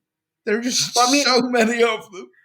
I think for a Hallmark movie, this actually isn't really bad because I watched, I was doing with my film group, a advent calendar of winter holiday movies. And I had to watch one from this year's Countdown to Christmas from Hallmark. And the one that I chose was it's called Where is Christmas? And I didn't even know until after I started watching it that it is actually also a riff on It's a Wonderful Life, where in this case, it's Christmas that's taken away. Like, what would the world be like if Christmas were never born? But that one was terrible. I think this one was better. So okay, could be worse. But yeah, so we have Nicolette Sheridan, who was, in the peak of her Desperate Housewives fame, and they initially wanted to turn this into a series of films, but I guess that didn't work out. And then Yeah, the neighbor is played by Olympia Dukakis, who is just too good for this film. I'm sorry. Yeah, I remember, I don't think it referenced this particular film, but I remember reading an article a while back saying that actually Hallmark movies do a real service to veteran actors because they obviously want people like Olympia Dukakis for the name recognition, and so they give them parts that are quite small, and they're just large enough to meet the SAG-AFTRA requirements for allowing them to keep their membership and their health insurance. Their health insurance. That's great. So this is like how Hallmark gets people like it's kind of like a symbiotic thing. They get a name. They get a name. I'm sure it's an easy paycheck. Yeah. I'm sure it's an easy paycheck. I like to think Olympia Dukakis must have more roles, but it is true that, it's well known that as women pass beyond 40 and beyond, Hollywood's not so kind to them with the roles. And also, the article's making the point, it's a limited role, so if the actor is older or if the actor has health problems, this is not... It's not a huge commitment. It's not a huge commitment. It's not too demanding of their time. It's funny, out of all the movies, so we had to talk about Christianity, this is oddly the most Christian, but the least religious. So, it spends time in a church, and there's, a pastor side character, but there's no angels and no prayers for Charlotte. Yeah, no, it's... And like I said, the whole... It's sort of very, very sort of war on terror financial crisis type of film. So you've got... The economy is bad, and yet everybody is living in this town in Narnia where, all the shops are lovely and everybody's living in mansions. But we've got to honour the sacrifice of the troops, so we've got Jerry away at war. It's it's very sort of mid to late noughties. I think actually it's one of the cool things about the way you've curated these films. They're all very much of their time. Right. In their own different ways. Yeah, absolutely. And this one, we have, that era of trying to be feminist, but it's also about the male characters being creepy or icky to get that done. For instance, Daniel, she helps him with the car rather than him being the mechanic, like it happened one Christmas. But then he asks her, oh, you got a kid here? And she's like, no, a nephew. And he's like, oh, that's better. And he's such a caricature of the real estate man who he learns that he can touch the real world and he wants to call his broker. Yeah, he's the real estate agent who cannot love. The whole there's a sort of backstory with his dad who he's estranged from, and they just needed to get the rights to put a version of Cats in the Cradle in there because exactly. They just paraphrased the lyrics talking about their relationship. Yeah, they're the older he gets, the more he just wants to spend time together. That is literally the lyrics to this song. Yeah, and it was resolved rather quickly, but whatever, it's fine. It did feel like this was there were earlier versions of this script that had the plot going off in quite different directions, but it didn't. That stuff didn't get removed. It just got shrunk down to the point where you hardly noticed it. Maybe at one point, I wondered if Daniel was just too dumb to be the villain, and his associate was the secret villain. Oh yeah, because Daniel was giving off massive himbo energy. He's absolutely. And I still don't understand why he didn't celebrate Christmas. They could have at least made them Jehovah's Witnesses or something to explain that. But he's no, I've never even seen a tree. Maybe not exactly like that, but at least they are equal partners here, which is one of the things I like about this story, about, the story framework in general. Yeah. The thing that kind of unmoors it from being a real, a true It's a Wonderful Life story is that I don't get the sense that Charlotte's really stuck as much as she's just kind of choosing this as a way to get away from her problems. And she got to live her dream and then kind of blew it. Yeah. But it's not a story about depression and regret. I don't think Charlotte regrets anything. Well, she is trying to get back on the big city newspaper. I mean, there is that. Yeah, but she's lying to her family about being fired and making them think it's their fault she's there. Those kids are old enough to babysit themselves. And also it's typey, 500-word article. Right now I'm going to go and make I'm not just going to go and make breakfast. I'm going to go and make super breakfast. Absolutely. Yes, women, you can be professional, but also be good housewives as well. But yeah, the movie, it's overall, it's like a love letter to small towns and local businesses, because there really is a problem going on across the U.S., especially where people are buying up real estate in these small towns, and the people who are from there who made it charming can no longer afford it. So I appreciated they acknowledged that. And I like to think that there is a few references to other films. So like referencing the original, Charlotte hits another car instead of a tree. Referencing Clarence, she sees her niece skipping like the kid did in Clarence. And also there's a lot of computer stuff like Clarence. So yeah, plot centering around the use of computers. And also out of this realm, I like the decorating the tree on the tree lot reminded me of Charlie Brown. But yeah, I don't think I've ever seen. I'm not familiar with the reference. You've never seen a Charlie Brown Christmas? No. Oh my God, that is one of the most enduring, most iconic Christmas specials. You should definitely watch it. It's only like 20 minutes long. Okay, I'll dig it up. And there's 2 bad sequels, but but the original is. I mean, bad in the way like I like Charlie Brown. I like Peanuts better than I like the Muppets. So, but I think I feel about those sequels probably the way you felt about this Muppets movie. Okay. But yeah, this movie, ultimately, the Christmas spirit, it's about a couple coming together rather than a town coming together to support someone who supported them, which is fine. It's a rom-com. Of course, Brother Jerry shows up, like in the original movie. Who needs a presidential honor? At least he's there for Christmas. But I have questions about the supernatural element added, not just like the spirits part, but this whole thing about this light in Charlotte that's so strong. And it makes Gwen wonder where she's really from. That's one of those things. Like, I think there was an earlier version of the script where that made sense, but they just forgot to cut it. So I'm fine with like the kids can feel that their aunt is there. Fine, that makes sense. But then the niece is like, the ghost of Christmas present is Aunt Charlotte. I'm like, okay, how did we get there?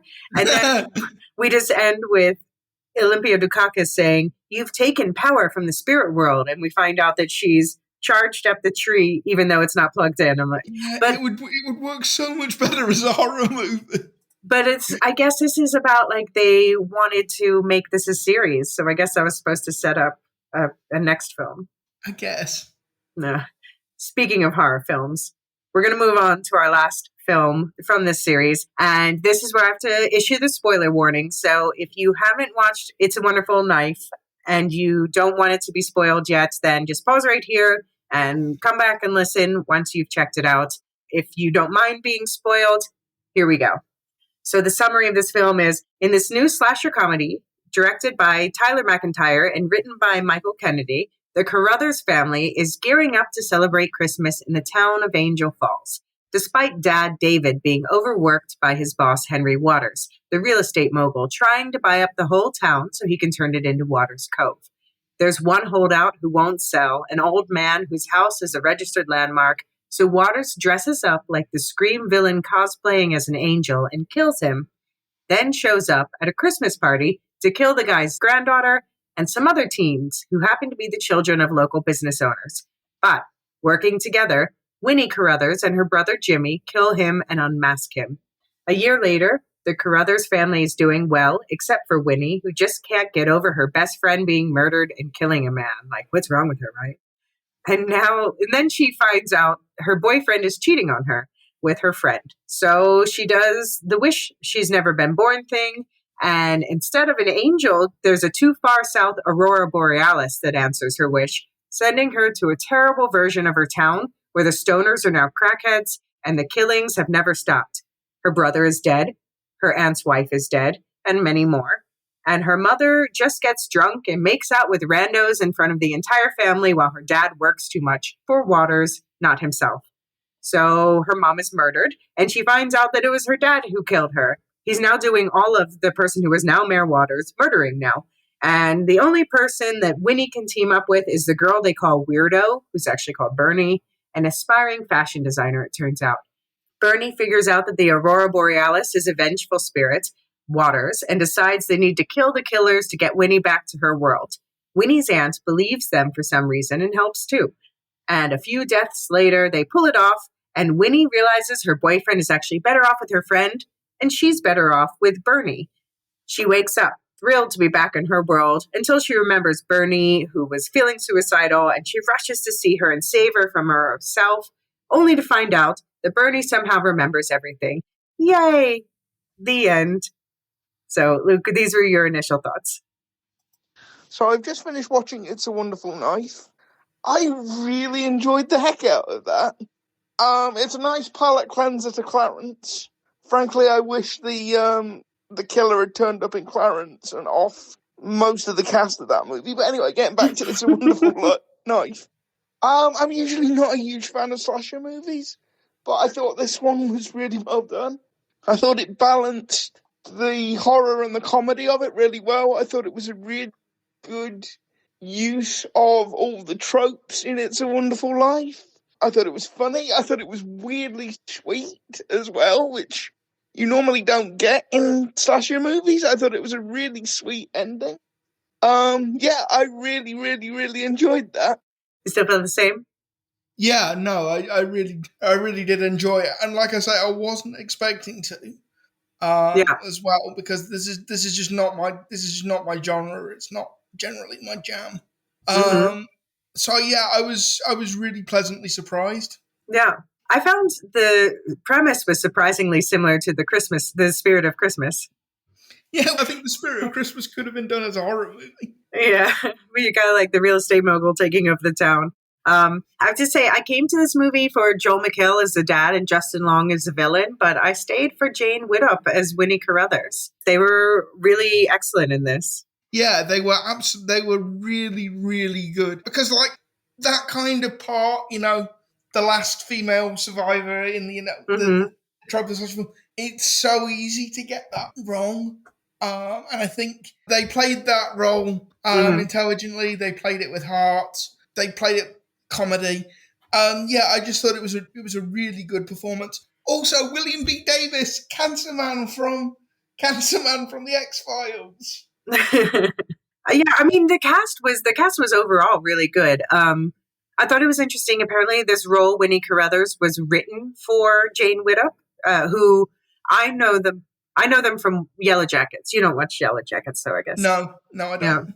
Yeah, and we also had our second villainous turn lately from Justin Long, who, was always the sweetheart boy and now has lately been playing villains more, which I enjoy. Yeah, I'm gonna say I thought Justin Long had retired. I thought Justin really? What? Come on, he's like 40. Yeah, but I haven't seen him in anything in ages. Well, he was in Barbarian recently. And, okay.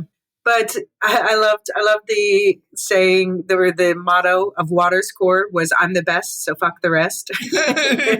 And his brother Buck, who only takes selfies and is on OnlyFans. Yeah, but then at the end, I have to say, Buck he seems like the douchier one, but he's actually sad when his brother is killed. He's like, "You killed my brother. I should do something about that." But his brother just goes and kills him in the alternate reality because he asked for a transfer to another town. Yeah. Buck looks like the jerk, but is actually, he's the best of the henchmen out of all of these, I think. I love the bit. So I'm George Bailey. Will you be my Clarence? Yes. Yeah. No, that was sweet. And then at the end, so yeah, that's what Bernie and Winnie say to each other. But then at the end, Bernie says, "I wasn't Clarence, you were." And I just think their whole relationship's so sweet. Like, it's also the realism where when they're sleeping together in the theater, she's like, "I couldn't sleep at all. You snore so loud." Apparently, the romance was not in the original script, but the actors felt like they had chemistry and they wanted to like rep their own queer experiences. So they ended up writing the romance in. And I think it worked. It tied it together, actually. It did. And I think it made the ending much more impactful. It made the ending much stronger because they literally do the scene of Winnie / George Bailey running through town. They do that. Mm-hmm.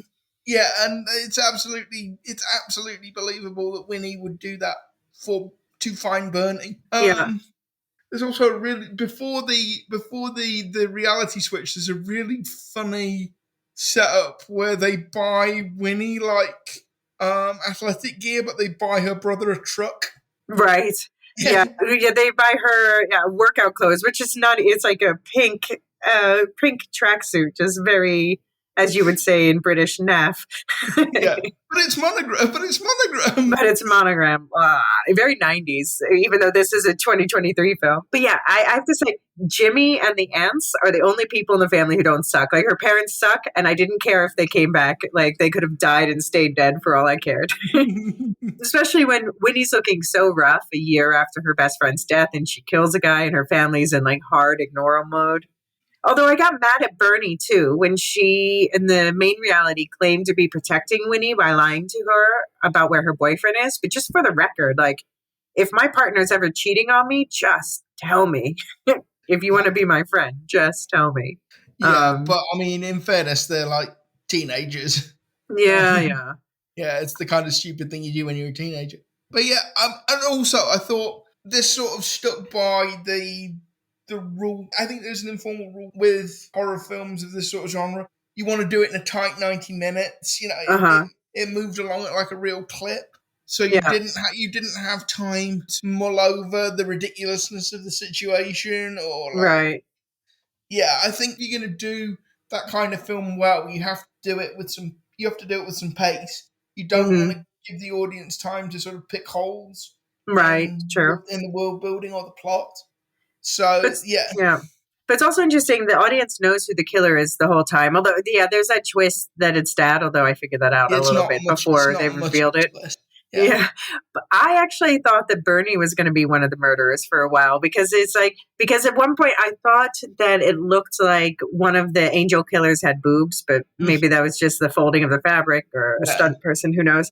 But also the whole thing about like the theater's the only thing he hasn't bought. So I'm like, oh, well, she must be in on it then. But I guess I'm glad it didn't turn out that way. I thought that like Winnie was going to have to befriend Bernie to save her from doing that because Bernie was treated so badly by everyone else. Yeah. But I thought it was cool that it felt like a reference to it happened one Christmas when Bernie talks about her dad catching her mom with Henry Waters. Yeah. I guess, yeah. But I do wonder what was up with did you notice all the crowd's eyes turned green in the alternate reality when they're being transfixed by Henry Waters? Yeah, so what are we thinking? Demonic possession? Yeah, it seems like it. I mean, I guess it was the same color green as the Aurora Borealis, so I guess it's supposed to be linked to that. And then, of course, they descend on him and destroy him. But yes. But am I misremembering? Or did she didn't get in, she got rejected from college. We know that, but that wasn't remedied at the end, was it? No, it wasn't. No, but she was just like, that's okay. That's okay. She's found Bernie. It's not like a bunch of people showed up with college applications. Yeah, that was, do you think after discussing those 6 movies, do you still rank them the same way you did at the beginning? Yeah, I think I do. I'm definitely gonna watch It's a Wonderful Knife again. I think that could become part of my Christmas rotation. I'm gonna try very hard never to think about Clarence ever again. Oh my gosh, it makes me laugh. I love it. I'm gonna it's so bad. I won't go out my way to watch It's a Wonderful Life, but if it's on TV, I'll happily watch it. Okay. And I'm not going to watch the Muppets again because if I want to watch a Muppets Christmas film, I'm going to watch a Muppets Christmas Carol. I just want to acknowledge that there are, of course, other films that follow this format that we haven't talked about. So, like, I know, like, the Santa Claus 3, the Escape Clause is kind of like this. Where Are You Christmas? As I mentioned on Hallmark, Shrek Forever After, Back to the Future Part 3 can be argued to be based on this.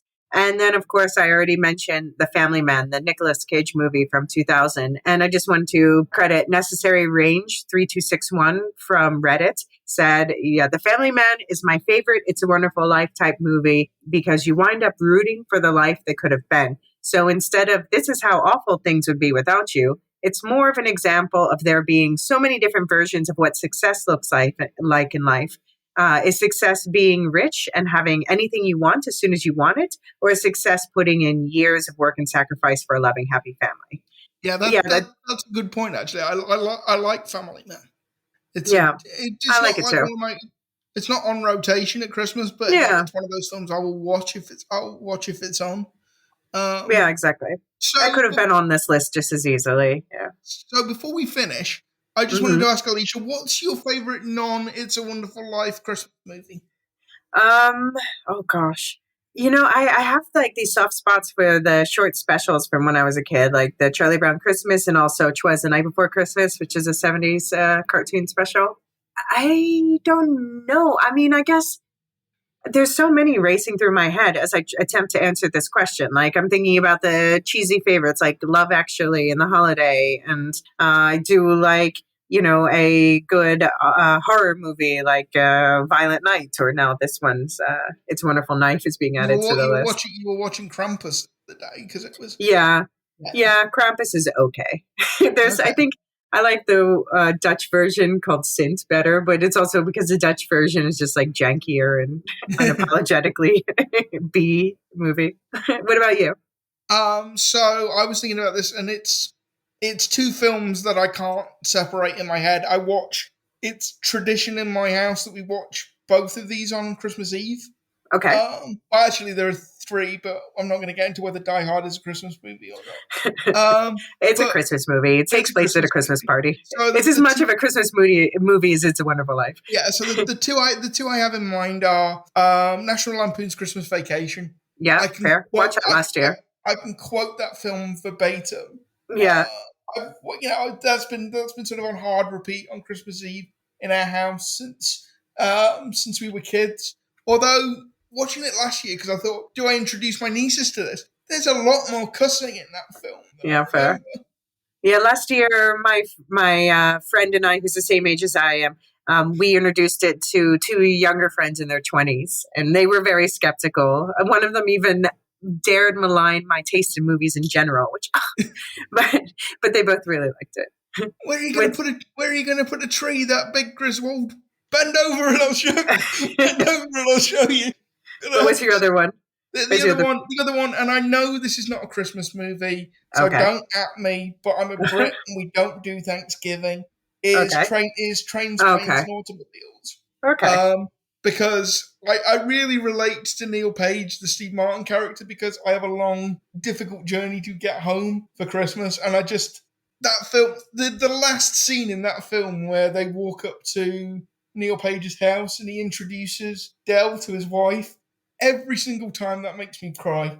Yeah. That just reliably reduces me to tears every single year. And I love the scene with the rental car. It's just a stream of F-bombs. Yeah. Well, I can tell. I'm getting a sense of your holiday movie humor. Oh, because you also referenced Airplane earlier too, right? Yeah.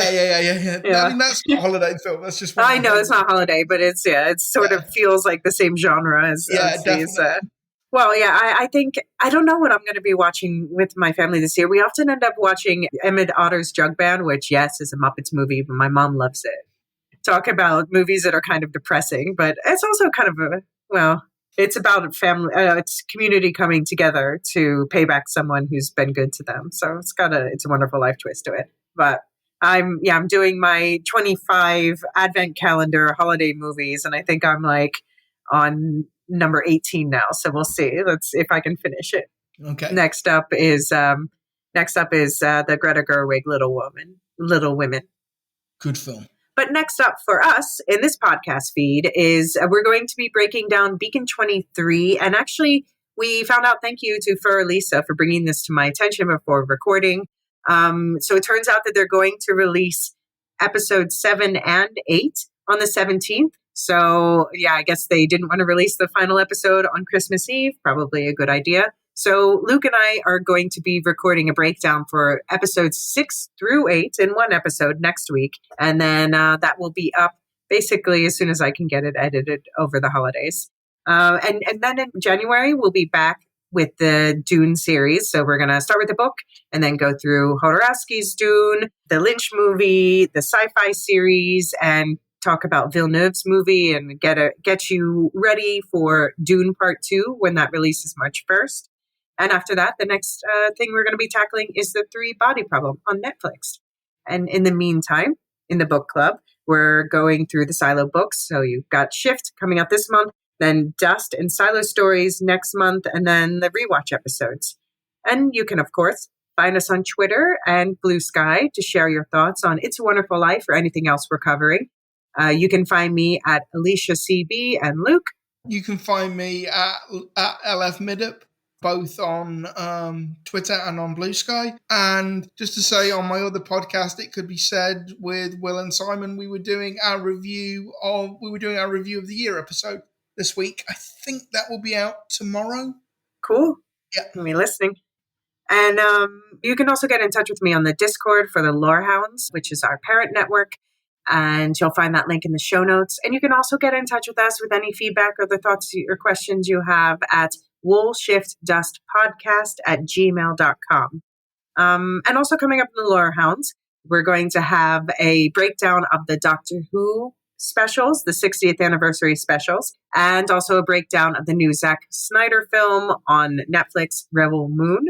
And also in the MC Universe side of things, we're going to have a preview episode setting up What If, recapping season 1, getting ready for season 2, which we'll also be covering, and then covering Echo in January, which I'm especially excited about. And of course, there's Properly Howard. If you want funny movie reviews with a theologian and a comedian, and the Properly Howard guys and the Lorehound guys have gotten together and they're doing a Severance podcast. So recapping season 1 right now, setting up to cover season 2 when that gets launched.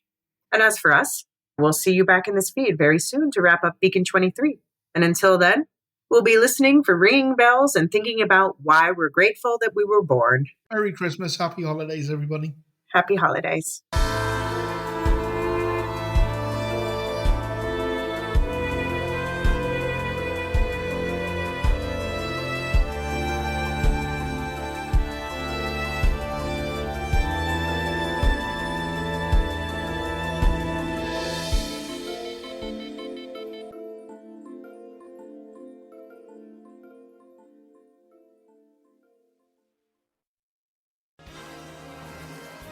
Who wants to start the new year with a serving of cinematic snacks? Hi, it's Elysia from Woolshift Dust and the Lorehounds, here to tell you about the AODR Film Festival's 3rd edition, January 4th to 24th. 61 short films across 5 categories, including Oscar-eligible shorts.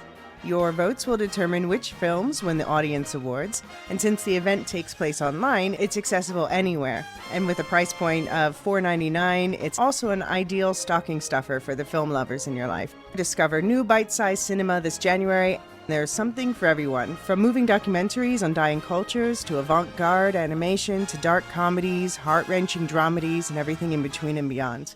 Find out more on aodr.net/festival. That's aodr.net/festival. See you there.